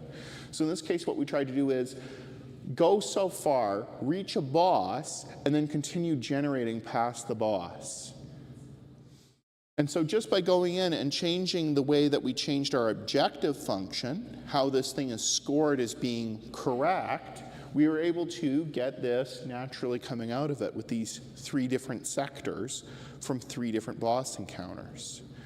This one here is a bit of a failure in that, because you can see it has 2 boss encounters that create a new section, and the third one, when it tried to grow out, it can't. It was blocked by the other one, so it's kind of like a boss encounter in and of itself. Then what we said is, increase the distance to the boss rooms. Make those boss encounters as far apart as possible from one another. So that was another thing that we had a toggle on in our representation. So this final one on the bottom right-hand side is the boss encounters being as far apart as possible, given all of the other constraints that we had on rooms had to be connected to hallways, rooms had to be connected to rooms, starting room starts in the middle, and you only have this much of a space to work with. And so with very, very little in the way of controls that we had to add in and rules, we were able to create 3 different methodologies with the same tile set to show how this could be used inside of video games. Okay? And so the very fact that this was created a decade ago on a student computer by myself myself who was at the time a PhD student and a student in a fourth-year class shows you what is possible today very easily. Trying to decide what I like. Yeah, yeah, Either one of these. yeah. And again, there's not much that had to be done in order to kind of put this together. It's not a hard algorithm to put together. It's not a hard thing to implement. I can show you where the academic paper is for it and how it is. But this is this type of stuff that you can easily create that meets with an objective. The other stuff that I was doing was also, if you know the game Hotline Miami, we were making Hotline Miami levels and putting characters in that met with various criteria off of it. So tiles, super, super toys to play with. And especially because there now is a lot of proprietary tiling pieces and systems for it. If you wanted to create a generator to work with that, if you were making a D&D campaign and you wanted to just like, hey, I want to put together like a D&D system, this was designed in order to kind of mimic what was happening in Diablo. If you had those tiles, here's how it works. But if you had a different tiling system, I could rip out this tiling system, use the same algorithm, and do D&D campaigns where you have those prefab tiles for your, 3D printer project. In fact, that might even be a value add if you're a company that makes those prefabs, is you could give them also a piece of software where by touching a few things and hitting enter, it prints out, here's the thing, here's the parts that you need from us in order to build that dream dungeon of yours, okay? The other thing with this, and I know that this is procedural content generation for games. The other thing of this is, what about layout? What about layout in factories? What about layout in industry positions? Okay. What if you went to work for a construction company? This is a huge, giant industrial problem. Is how do you do layout? A huge, giant industrial problem of how do you do this inside of houses, inside of residential housing, right? I just bought a house, I got to decorate it. Could I create a generator that does that? Okay, what's the difference between building a dungeon and creating a residential house or a factory? Huh? The fact that I have a mortgage. It's also a dungeon, it's scary. The biggest thing is you just retitle what those things are. So the torture rack goes over here, well that's now the breakfast nook. Okay. This is also becoming a really interesting thing from the inverse. Has anyone seen this before? Gordy, you've just seen everything before, haven't you? Yeah, there we go. Okay, this is a Matterport 3D scanner. Basically, you place this in a room on a tripod, you press the button, you run out of the room, and a bunch of LiDARs go around and go voof, voof, voof, voof, voof, voof, voof. It measures the distance to all of the points that are inside of a room, takes pictures of it, and then it constructs this, a 3D model of the room that you were just in. They're now using this especially in real estate. They're using this in insurance. They're using this in commercial construction. It's going to get to the point now where if you want to buy a house, it's no longer going to be even the real estate agent holding their phone up and walking around in Kamloops. It's going to get harder to buy a house because they're just going to have a guy go in and press a button. It's go voof, voof, voof, voof, and then you are going to be able, in the middle of China, look online and go, that is my new dump that I'm going to rent to students. Okay, that's what's going to happen. But what's the difference between that and this? Here's a gray box level design. There's a Matterport 3D scanned house.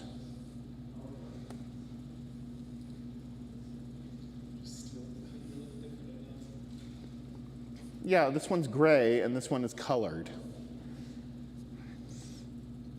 But structure, things,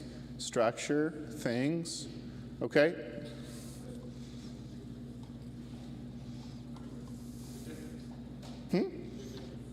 They're- Okay, but are you at least getting what my abstraction is here and how you could just like scan a place and put it into a video game by using one of these? The question I have is, Yeah. what's the legality of that? You owe the architect a credit. So this becomes really, really interesting, and How much have you changed it enough? and this is why next time when we have this event and you're bringing everybody here for coffees, go find a lawyer. You need to go find a lawyer, yeah. To answer all our weird legality questions. Yeah, I think at some point we're probably going to have to actually do that and get in a lawyer and have basically a day on copyright and patent law for video games, because it is a super interesting topic, and I am not qualified to talk about it beyond just my innate speculation about it. So it's something that where I would love to hear from someone that is an expert in that. If we could get in someone like the lawyer that did the Randy Orton suit or something. I don't know. Well, I'm trying to go with like who would you want to get? And I would say if we could find like the lawyers that were doing some of these, who's Take-Two's legal counsel? That's the guy I want to come in and have a chat with. Like who's Take-Two's legal counsel? Who's like these video game companies' legal counsel? Because that would be a really interesting job, being legal counsel for a video game. If that was like your topic of law. I'm the copyright lawyer for EA, maybe. I don't know. Who do we know? We must know a guy who knows a guy that knows the lawyer. Okay, that isn't getting sued. That's a problem in Kamloops, is getting sued. Okay, political. With that, I think I will open up the last 10 minutes to questions. With stuff like this, with 3D scans and stuff like that, do you think there's a value to doing this versus like trying to come up with it on your own, just from like a realistic organic perspective? I mean, again, I'm gonna always go with my standard default answer of it depends. I mean, if I was doing, say, like another version of PT, where I'm doing like a horror game that's set in a family residential house, let's go scan a house. Like Let's just go through one. Yeah, exactly. Let's just do that. If I was trying to create like a very structured, non-existent environment, then no, I'm going to have to probably design that myself. But the nice thing about this is you always kind of play video games. You're like, who would build a place like this? In the kitchen. Yeah, like a game developer. Game developers are not architects, and even some builders are not architects. So some houses have weird things like that. So maybe even scanning, but this guarantees realism because it's a real house. Okay, next time we get a grant, we're going to go to the sanitarium and we're going to bring one of these scanners there and we'll build a horror game in the sanitarium. Oh, okay, cool. Sounds great. I'm certain you will get the ethical approval for that. Yeah. Okay. Just to tell them what we're doing. I just recently went through the Core 2 ethical training thing, which was 4 hours of don't do bad things to people, followed by a test in which 3 of the questions were unanswerable because the one was in French, even though I selected English. The other one literally didn't have an answer, like the answer that was supposed to be was not even there. And the third one I just completely and utterly disagree on because it was a subjective answer question. And so with those 3, and maybe I made a couple other mistakes, but you're required to have 80%. I got exactly 80%. But I know that 3 of those questions were just like jazz. Okay. Yeah. So with the Quad tree, yes. is that like a commonly used algorithm for procedural generation? Because the binary space partitioning Yeah. totally made sense to me. Like, Yes. but like the quad tree just almost felt like it kind of like restricts what you can. It really does, and it's not commonly used, but it's just kind of, I was showing mostly a progression here between using all of these systems, and the other thing is quad trees are commonly used in compression and collision detection. It's just you can also use them for generating something, but it's, as you said, it's really specific what it generates. There's a big thing here which always goes down to what is your representation? How do you represent the data object that you're making these manipulations for? And especially when you're using something like an evolutionary algorithm or computational intelligence, if in your representation this thing is impossible to build, your system can't build it then. So how you represent the space also informs what the final output will look like. And I can go way, again, super in depth to that, but I have 5 minutes, so it's a good thing that I have a class on this topic coming up in the new term, because I will go a lot more in depth about why representation matters. I will get to the point where I will say the word representation and go, oh. Like you were doing PCG today, where I was like, yes, that's Yeah, still a word. that's still a word, yeah. The other one is iterators. I did a whole class on iterators, and at the end of it, I was just like, this word has no meaning to me anymore. Yeah.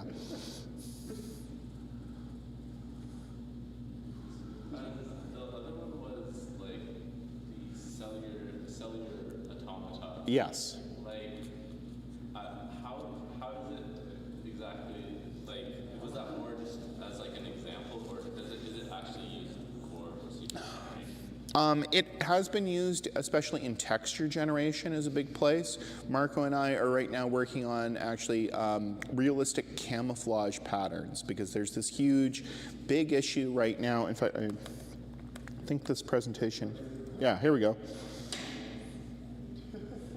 This is some of the stuff that we generated. So here's like the texture that was generated. Here it is on the model. There is the model inside of the landscape. If you can't see him, good. Good. That's what it's supposed to do, but he's right there actually. Seems very bright. Yeah. High saturation. And then we looked at other ones that had high fitness values in this case. So here's another one. And again, if you can't see him, good. And again, if you can't see him, good. The purple's an interesting choice. Yeah, well, you know what it did? It picked up, For the shadows. no, it picked up the flowers. Oh, hilarious. So for the color swatch there that you were using, as well as some of the logic there, just upload a screenshot of the environment and have it generate the stuff based on that? So what it does is it takes a screenshot of the environment, and then it tries to define the outline of the person in the thing. So it's very close to like how, and we set up the camera to look kind of like the human eye.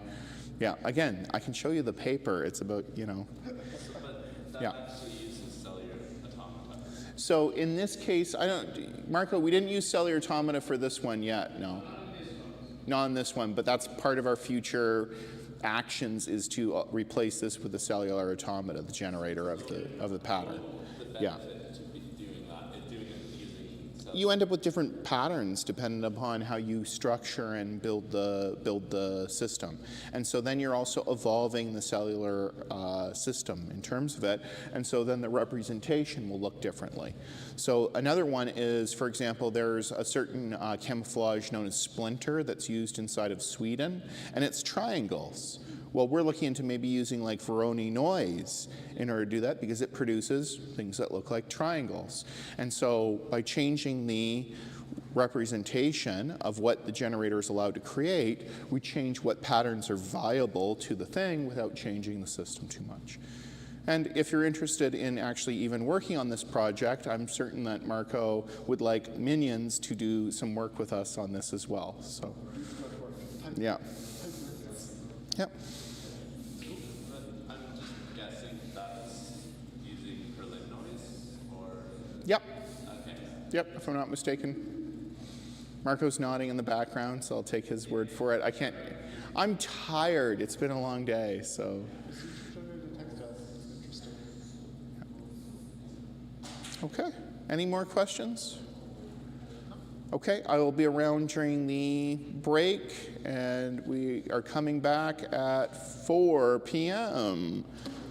local time, Pacific Standard Time. For analog tools for zoo design. Yay.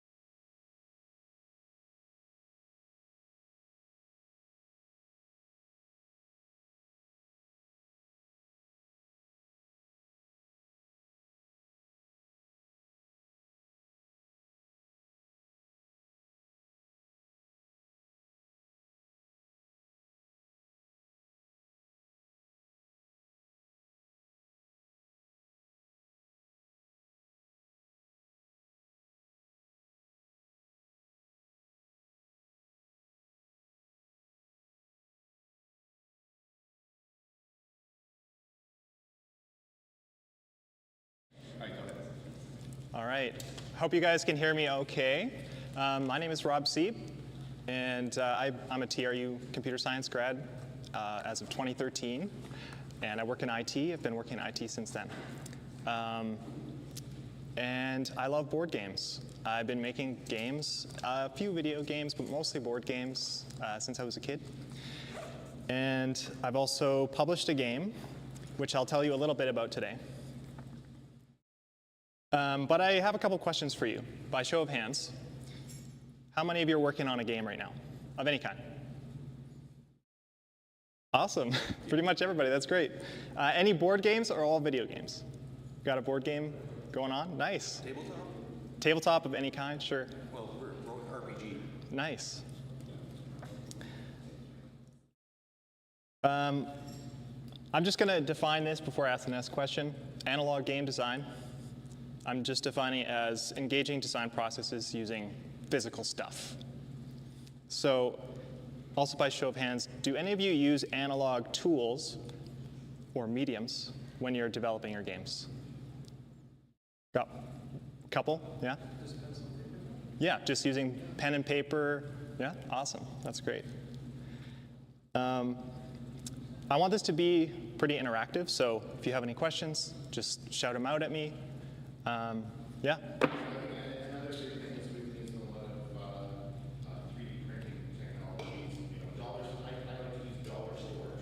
Nice. You just go to the dollar store and get a whole bunch of dice or Yeah. things. Yeah, I've got a box of colored cubes and yeah. Yeah, this is great. I want this to be interactive, so don't be shy. Don't be too shy, but you can also ask me questions afterwards. So I'm going to share a short publishing story about my board game. I'm going to share 3 things that I learned through that process, and we're going to create some cards for a game. All right, so this is my game Travelers of Trifosa. It's inspired by D&D and RPGs, tabletop stuff. And I really wanted to, I started making this in 2015, and I wasn't very good at making games at the time. But that's when I started it, and I kind of learned as I went. It's an adventure. You join with a party of people, and you actually compete with another party for the most points by completing quests and encounters, and you level up and stuff like that. I wanted to make a game where it was like a role-playing game that was more distilled and simple, that you could play in a shorter period of time. Having played that, one session is very short wrong. Fair enough. It's shorter than a D&D campaign, I guess. Okay, that's fair. I realized at some point I wanted to try to sell this. So in 2015, I threw it up on Kickstarter, and I failed. I did not fund it. I didn't make enough money. It didn't look very good at the time. And I think that's when I really started to learn, actually, because it forced me to come back to it and try again. So I started learning and got more involved with game design communities and started to improve. And then I did launch again in 2021. And I funded and I printed the game, and I just printed 500 copies, so pretty small run. So let me share a couple things that I'm sure none of you have made any of these mistakes. When I started out, I kind of would have an idea in my head. I'd have all these ideas. Oh, I'm going to make this really cool game. And I would just try to implement all of them, and it wouldn't work. I kind of treated it like this castle door. I'm just smashing at it, trying to get my ideas to work. And it made development really slow, because ideas are just in our head. They're floating around. It's not that useful, right? When you put them to the table and you test them, they need a lot of tuning. So what I learned from that was to get out there and get some experience, to make stuff and test it right away. So now when I make games, and I have some little prototypes of kind of my processes of like, I'll just print out or just draw little cards and stick them in maybe some sleeves and just test it as soon as possible, get a friend or something, or just play it by myself and let experience lead my design. The other thing I did was I worked alone a lot. I kind of was off my quarter creating games and stuff. Got a few friends here and there, but honestly, friends aren't that great because they have too much stake in your relationship, and maybe they're not into game design like you are, so they're not that great at really criticizing your game and tearing it apart, right? Unless you have super honest friends that are going to do that for you. So I started to get more involved with online design communities and people in town, and started getting their help to build my games and playtest. And I have a huge pool of playtesters online. So I'll playtest stuff in real life, and then I'll move it to a digital space as well and test it on there.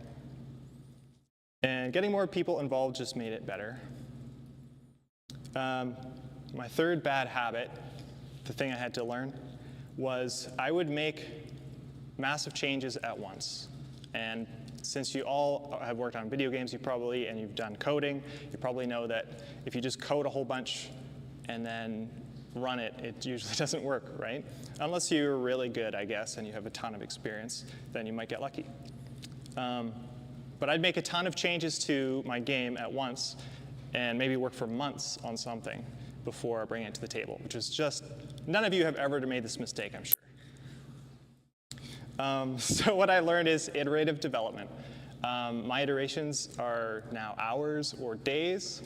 I'll change one little thing. I'll maybe change one sort of medium thing or a couple of little things, right? And test them right away. I work on just one deck of cards at a time or something like that. So yeah. So I want to do something with you guys. I want to create some cards, if you're up for it. I had all these ideas for different stuff we could do together, but I decided to just do one. And I gave everyone a blank card.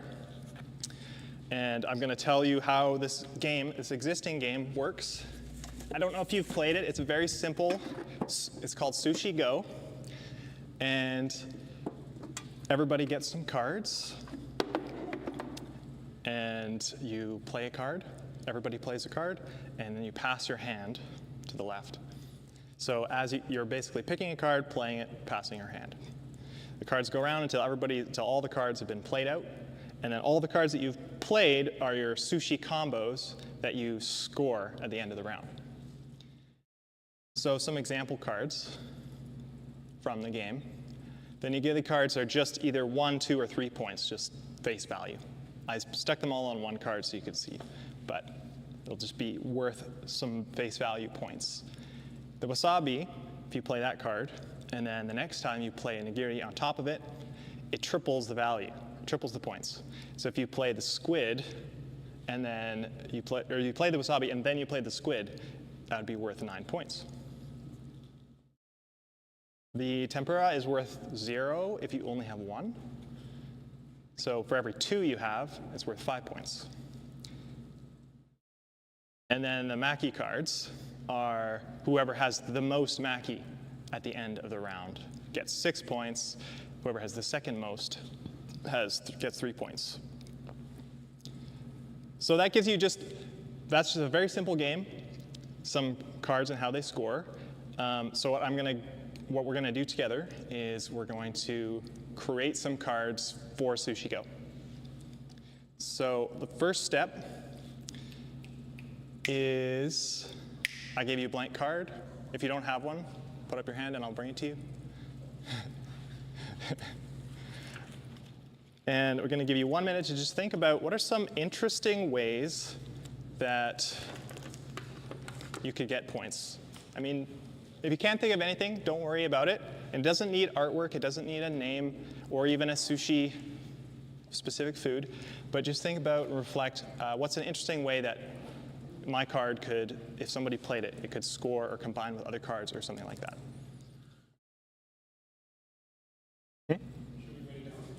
Yeah, you can write it down if you want, yeah. I'm going to get you to connect with and share your ideas in groups a little bit later. I'll switch back to the examples. Yeah.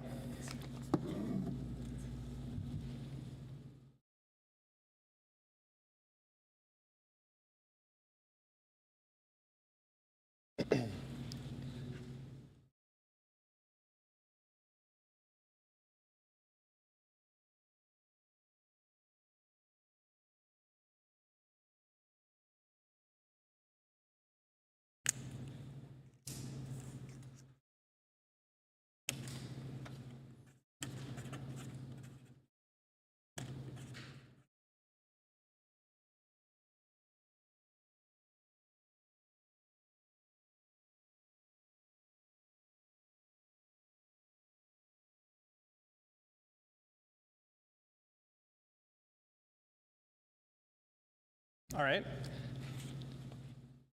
Next thing I'd love for you guys to do is get into pairs and just share ideas with each other. Listen to the other person's ideas.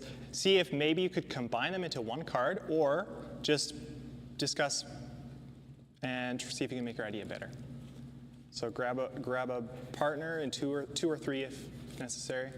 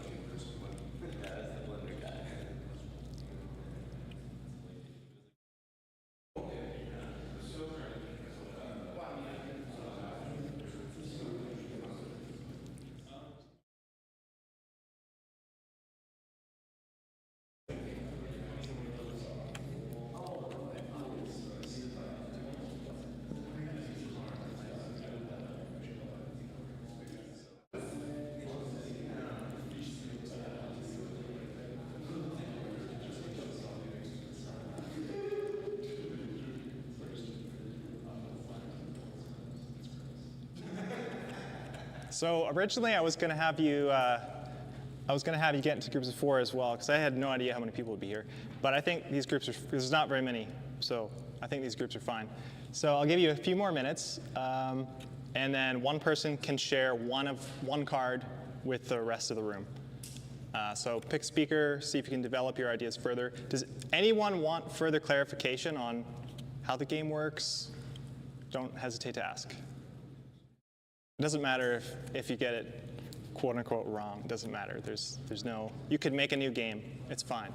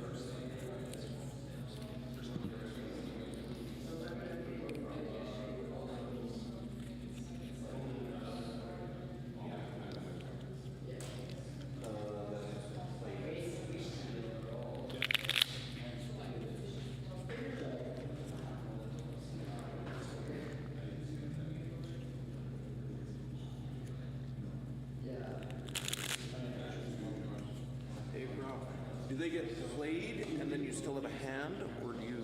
So you play the card to the to your own sets, and then you pass the hand. Okay.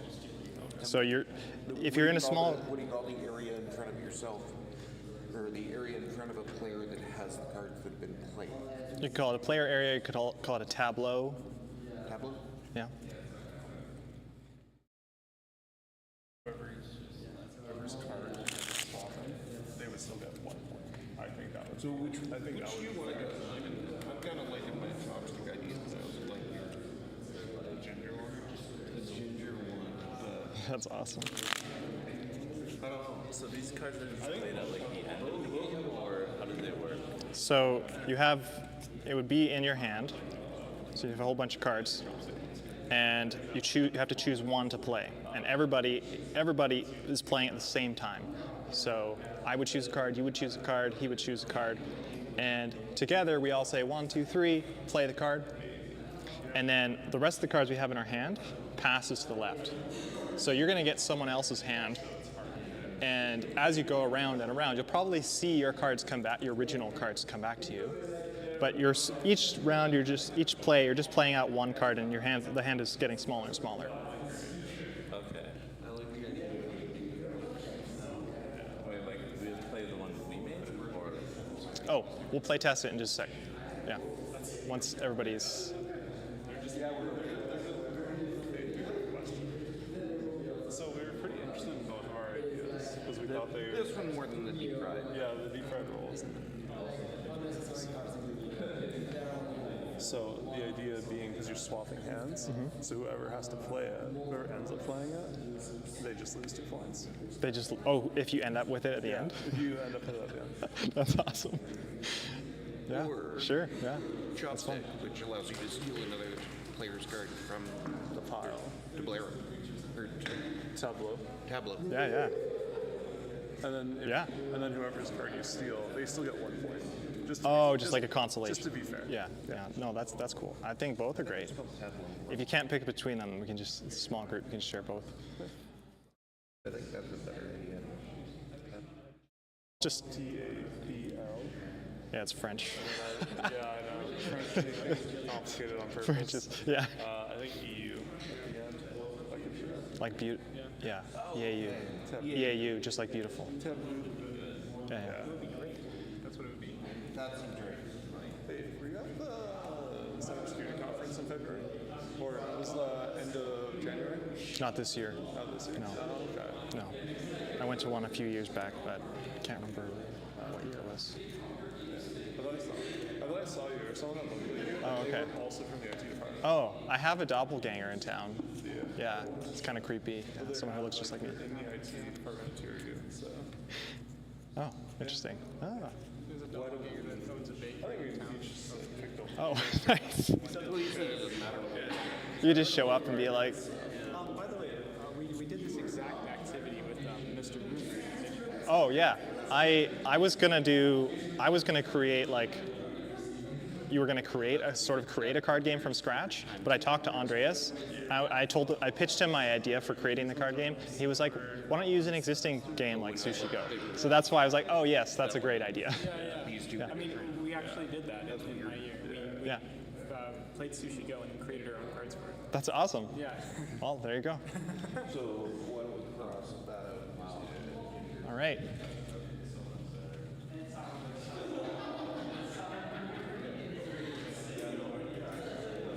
Okay, guys. So could I get a volunteer from each group to share with the rest of the room one of your cards?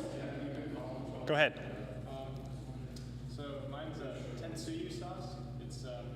It gives you 6 points if you have an odd number of tempura. 6 points if you get an odd number of tempura. Yeah. So it works off the other cards in the game. Yeah. Nice. That's awesome. Because tempura you have 2 points, right? Yeah. Yeah. So if you have 1, then you get points for that. That's awesome. That's great. We came up with different ideas and decided which one was better because pickled ginger is nauseous. Nauseating. It gives you -2 points. And chopsticks allows you to steal a card from another player's tableau. That's awesome. So the pickled ginger, if you unlucky that got with the pickle at the end, then you lose 2 points. And then the chopsticks lets you steal someone's card and they get a consolation point. Yeah, they get 1 point. Nice. Out of fairness. Nice. How about you guys over there?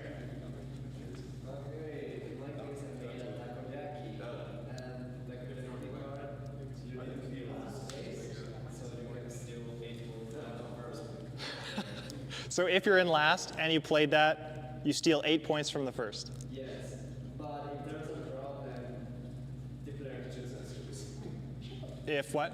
If there's like a draw, like there are 2 players or 3 players in the first place, then the other player has to choose like who wants. Oh, they have to pick, yeah. Pretty great for breaking friendship. Nice. I love friendship. How about over there? We have a set menu, so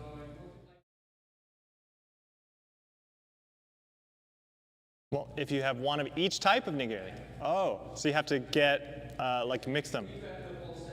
Nice. Nice, that's great. That's awesome.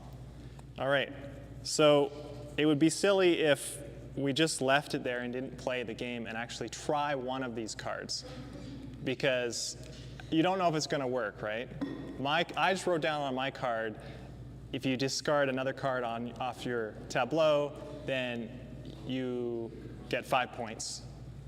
Or is that what I put? Yeah, discard another card, this is worth 5 points. So you have to choose. I don't know if it'll work, though. So I think what I'll do is I'll take your cards and just shuffle them, pick one random one, and we're going to play that with sushi. And what's interesting is you guys came up with chopsticks. Oh, is there one in there already? Yeah, it works a little differently, though, mechanically. Was there? This one just lets you swap a card from your hand to your table. Yeah. All right, so I'll grab your cards and we'll just pick one at random, and we'll just play one quick round to play test the card that gets drawn.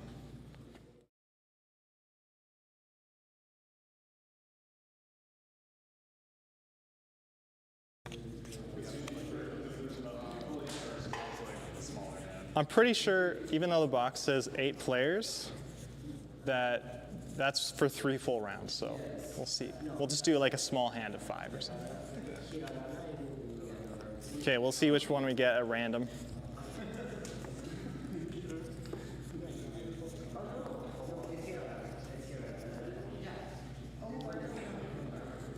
Did you pick one? Oh, you probably can see which one's yours. How many are there? Oh, soy sauce. Soy sauce. That was your guys? So, We gave the wrong card. oh, you gave the wrong card. What was your card again? Takoyaki. Oh, it looks so cute. Oh, that's a great picture. So if you're in last place, you steal 8 points from first place. Okay. All right. So in order to play, I think we'll have to actually get closer to each other. So maybe if everybody comes into the center area. We're just gonna play test this. If you don't want to play, then you can just send a representative.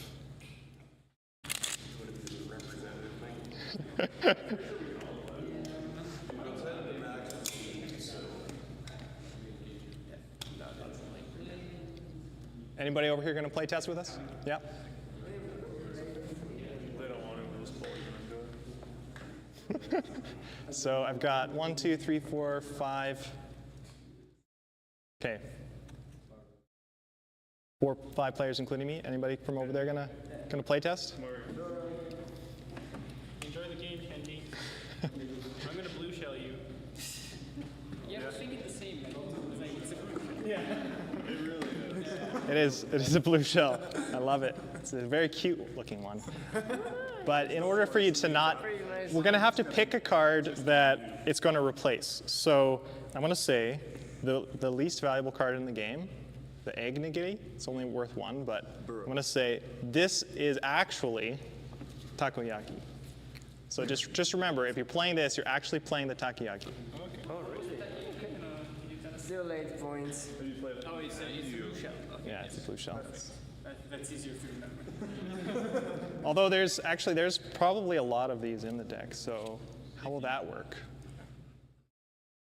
What happens if multiple people play the takoyaki? Well, there should only be like one in the game. There should only be one? Yeah, there should only be one. All right, if there's only one, then let's say the wasabi, because there's only three wasabi. So I'll take the other two out. And one lucky person will get the wasabi.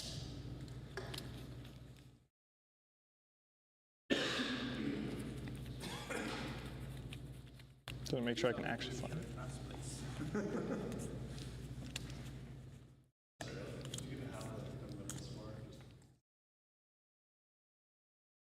Oh, the other thing I have to make sure is that, because not every card gets dealt out, and I want to make sure that card's in there. Where did I put it? Use it in the middle. Can you use a card even if you don't fit the qualifications for it? Like, say I was like the person in first place, and the person on my left was in last place. Could I use the takoyaki in hopes of? I think it's only at the end, like when you sum the points at the end. So if at the end.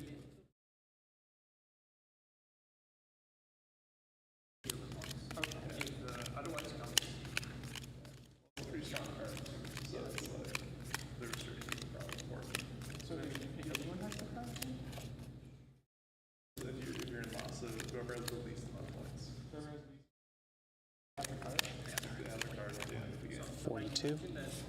42 divides into 7, right? 6, I think. Oh, thanks. You almost made it. You almost got my sushi card. I'm gonna replace them and set them in. Okay, so we got 7 players, I think. 1, 2, 3, 4, 5, 6, 7. An 8. And you get 6 cards. It's going to be interesting to play without a table, but that's okay. Maybe we can put a chair in the middle. Yeah, you can just throw the cards on the floor. Yeah, just use the floor. I'm fine with that. All right.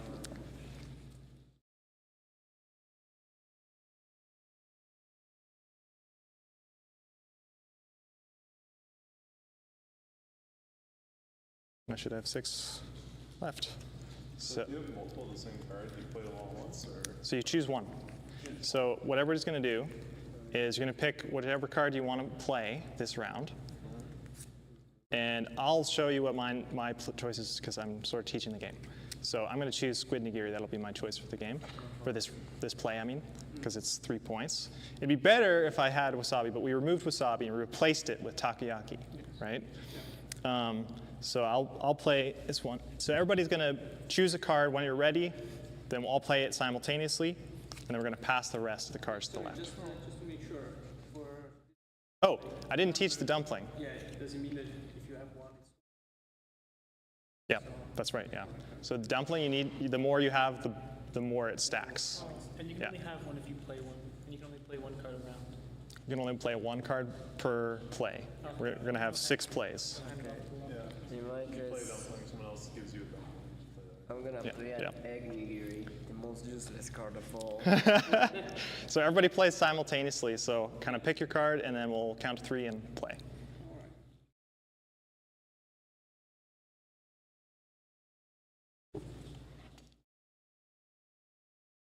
Ready? Oh. All right. So you plan to be last then? Chopstick is cool because later you can pick up. Someone else. Oh yeah, you got the takoyaki. Nice. I got the wasabi. Oh boy. That's what it is. Is that the takoyaki? That's the takoyaki. Oh, I thought we had the, I thought there was, You thought we replaced the egg? We replaced the wasabi because it was oh, easier. okay, I thought there was 3 wasabi, we placed one of them for takoyaki. I think it's fine if you want to change it, just because you know. I couldn't think of a way to replace it without like writing on the card. Okay, I got you.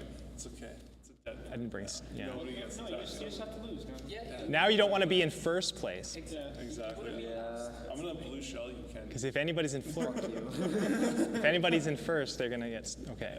So the chopsticks later on, you can pick it up and play 2 cards. Okay. Yeah. Oh, that's cool. Yeah. Okay, so we take our whole hand, pass it to the left.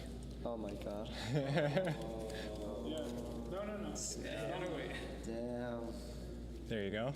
And now we all choose a card. What the fuck? Holy shit.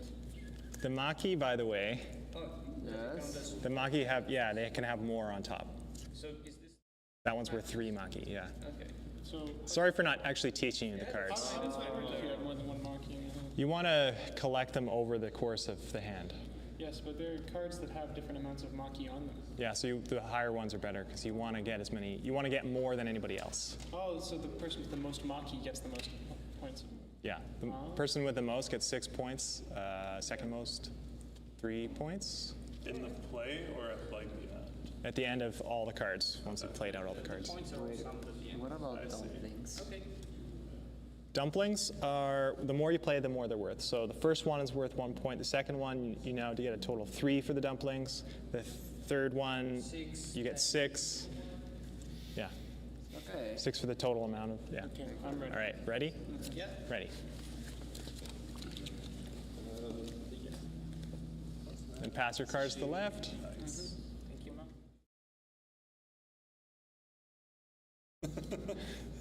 It's not kind of logical for us. It's Ready? okay. It doesn't look Got it. Okay.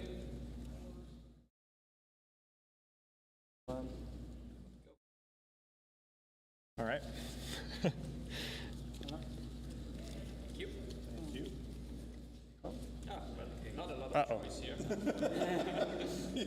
Right? Oh man. I don't know what I have to choose if I'm going to give dumpling to my neighbor Yeah. or if I'm just going to play it and just take the 1 point. Yeah, I don't want to give dumpling to him. Please, you can give it. All right, ready? Ready? I don't want to be first, that's for sure. Oh man. Come on. That's not great. Oh well. Easy choice. Yeah, same. There's a choice. And then the last card you pass and you just play it. Fuck. So if you had the, what was the card, the pickle? That wouldn't be fun. Yeah. So I'm pretty sure the person in first place doesn't have any points. No, like he said at the end, I replaced the chopsticks. Wait, and so I'm still don't comprehend like how does it work? So if you had two So, cards in your hand, you could have used those two, like you put those down. yeah, sorry, I didn't explain it very well. Alright, so I have 4 points. We could play another hand. Okay. So so since it is one. So we have to see who has the most maki. I have 4, I have Oh. and he has 5. So you guys both tied for first. The second place is lost, Oh. and so you both get, you each get what, 6? So Oh, the we're first playing with one 6 is to 8. So yeah, you get 6. 1, 3. I'm literally last place. 5, 7. You should have gone for last. Yeah, I did not got the marquee. I got 8 points. 3, 4, 5, 6, 7. I thought literally that we were gonna do like the same hand instead of changing it. And I was so like that's why He won. I took the easy one. Yeah, so it's, I forgot it's based on the player count. So we have 6 to 8 players. So first place for Maki is 6 points. Second place is 4 points. So what you do is you guys tied for first. So you would, it would be 10 divided by 2. Yeah, so right? I get 5. Oh, wait, so I So I get 5. So I have 10 altogether. I have. So because I have 3, do I get second place or? I got 3 as well. So So we since tied second. we're tied for second, so we get 1 point each. Ooh, wow. I go to 6 points. Staggering. How many points did you get? 15 points. And so you steal 8? No, he's not last. I have 10 points. Oh, you have to be in last. Oh, so you have to be in last, and you steal from the person first. But I could have done that. so 15. I would have pulled that off. Nice one. Wait, so is it 6 or 5 for this one? I think I got 7 points. Because it says 6 to 8 players, 6/4/2. Yeah. So first place is 6. Second place is 4. Third place is 2. Wait, how does You guys tied for first, so you basically take the first and second place and divide it out.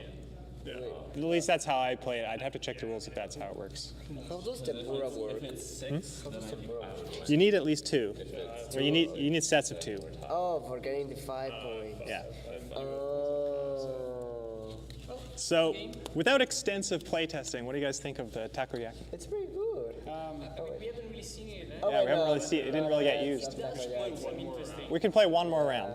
Yeah, I think it is kind of restrictive, the situation in which it works, but I think it's very niche, yeah. yeah. Yeah. Although it's like, what? If you're, it's a good like family game. Yeah. Yeah. Yeah. Kind of like, you guys ever play Countdown? Yeah. Yeah.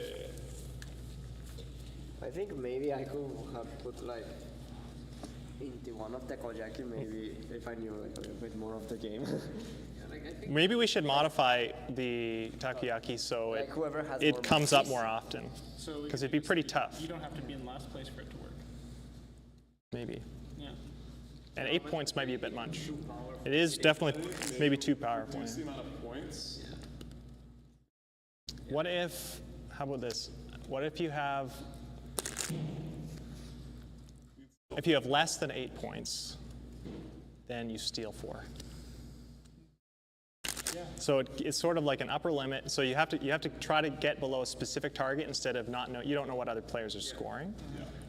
And then you steal 4, which is a lot, but What if it steals based on what place you're in? Like if you're in 8th place, it can steal 8. that's even better. Okay, what do you guys think of that? We'll try that. Yeah. Sure. If you're in first place, you steal 1 point from yourself. Nice. So I guess how many are What if you're tied with somebody? we're 7. So I guess the So you can get up to 7. it's you 6 if you're in Oh. last place. So it's the difference between placements, or it's the actual placement? Yeah, but then like if you're first, you steal 1 point from yourself. If you're first, you just don't get it. For ease of use, maybe just the same as place is fine. But yeah, if you actually could write it on the card, I think that's a great idea. And if you're tied with somebody, you just take 1. Like if you're tied for first, like just take 1 point and you win. Oh, nice. Yeah. It would be a good Like a tiebreaker. tiebreaker. Yeah. 3, 4, 5, 6. Maybe a lot of rules to this card. Yeah, it's Okay. it's a very intense card with the amount of rules. So. Is it just keep adding rules to this card. What if there's 2 people tied for first, huh? That's what I said. What? There's 2 people. Then you choose There's one. 3 people. Oh, there's 3. Then you take choose 1 one. point anyway, and you win. You take 1 point from Both of them.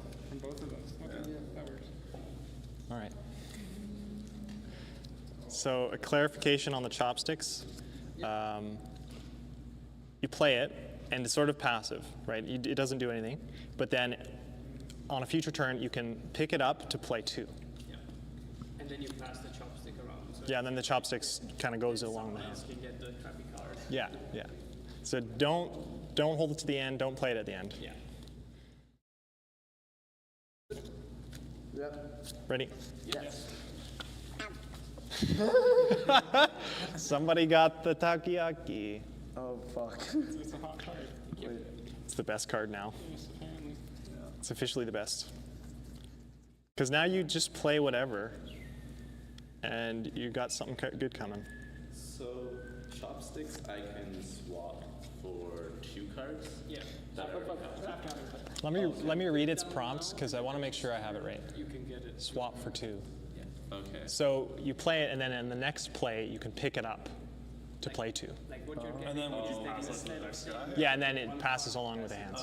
Yeah. So if you play the chopstick now, it'll help you on like the next card you play, or then Yeah, like something like that. imagine that you get 2 tempuras in your hand Okay. next time. Yeah, Like, yeah, if you no, pick it up, play 2 tempuras, Yeah. 5 points. It's great to have it at the beginning of the game, not at the end. If it's your last card, yeah, that would be great. Yeah.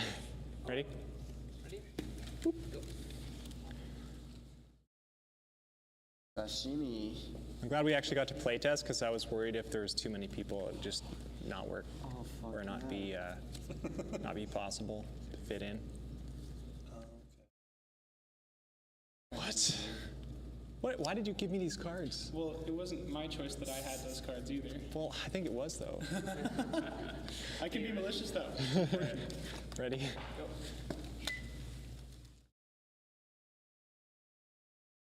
Gracias. Obrigado. Hey, Portuguese. Yeah, it's Portuguese. Obrigado. Ready? Yep. Oh fuck, he has the gauntlets. Somebody stop him. Wait, why do I only have 1? Use your chopsticks? Yeah. Oh, but Oh. put the Oh, chopsticks my back bad. in. My Ah, bad. so I should have this. Okay. So if I use the dumpling, then Start to be like 10. Yeah, you can get, but you get it 1 point for one, so that's still something. 3 points for two, 6 points for three. Okay. What? That. Here you go. Enjoy. Nothing but Mackie. Fuck you. Yeah, It's on Maggie, yeah, just absolute 6, Maggie 7, 8. master. Oh, He literally got first place. So who won the Mackie? Obviously, and then second place. Second place actually, too. we're tied for second. Yeah, so second and. Wait, you're also tied for second. Okay, so the three of us Three-way split. Yeah, three. split the last two Three. 6 points. So there's 6 points for me. Yeah, 6 points. 6 for you, and we Two for each each get of us. 2. For us? Yeah. Okay. Okay. Then 3, 10, 1, 14. So what's our Okay, total got points 14. So how does dumpling work? Is So- it the turn you play it on? No, it's based on how many you have, so it's worth 3 points because you have 2 of them. If you had 3, it'd be worth 6. If you had 4, it's worth 10. Okay, sounds good. So I have Yeah, for the rolls, you get points depending on. So everybody's got to share their point value so we can figure out. I have 8. 8. 8, you got Oh, but actually my placement matters because 10. I don't know that yet. 8, I'm in 10, I 16. 16, I have 13. 13, 13. So, and what do you have, Kenji? How many points? 14, I think. You have 14 points? Yeah, 14. So we had a 16, You 14. have 14 points? Yeah, 14. Look at that.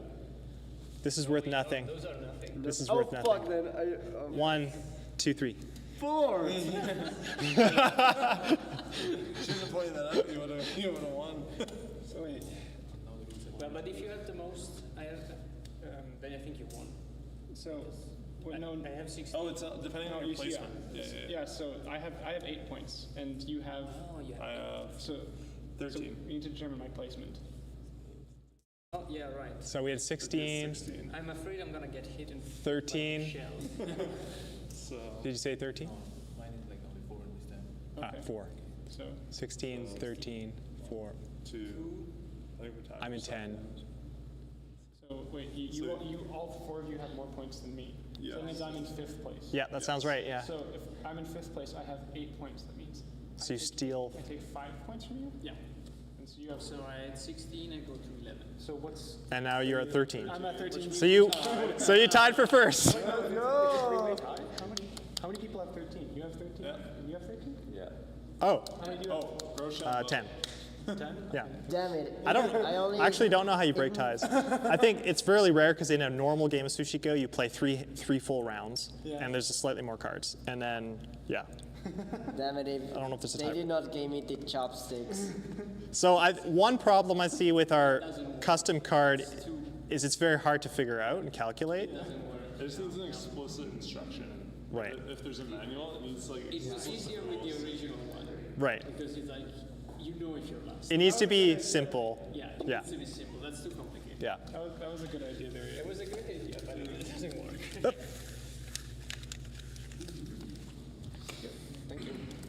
Is this a game you're developing? Sushi Go? No. okay. Somebody else made it, and it's a great game. Okay. So I thought I'd make a fun activity because it's simple.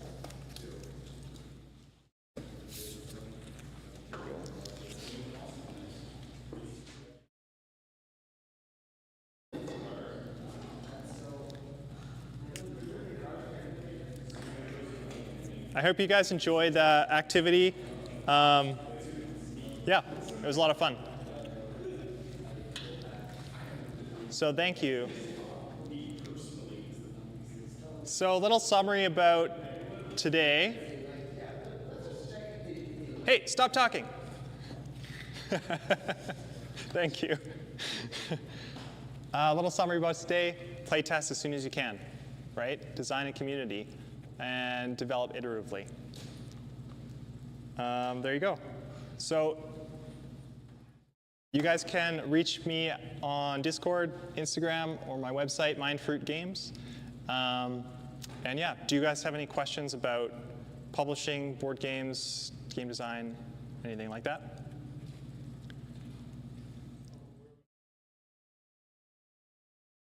On my website, Mindfruit Games. Yeah. Yeah.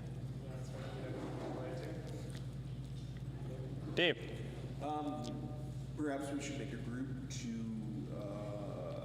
be able to get a bunch of us to criticize each other's input and creative, so that we're not relying on our friends who probably being That's awesome. be on it. They're gonna be like, oh yeah, that's awesome, and really they didn't enjoy themselves. Yeah, you don't want to yes man. Yeah, exactly. And Dave's someone you can rely on to speak his mind, right? Thanks. I thank you. See you guys. Have you tried to transfer your board game to a digital medium, like for like a flash game almost?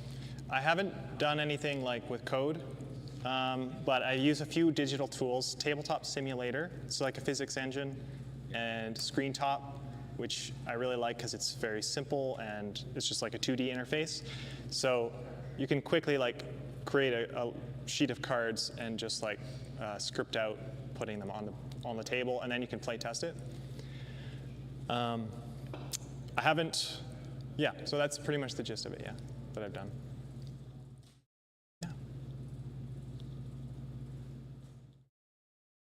To your idea, Dave, I do have a Facebook group called Kamloops Game Designers and Playtesters. Kamloops Game Designers and Playtesters. So if you're on Facebook, you can check that out. It hasn't been a lot of activity lately because I've been super busy, but yeah, always good to get more playtesters so that when you schedule something, people will show up. All right, thank you guys very much.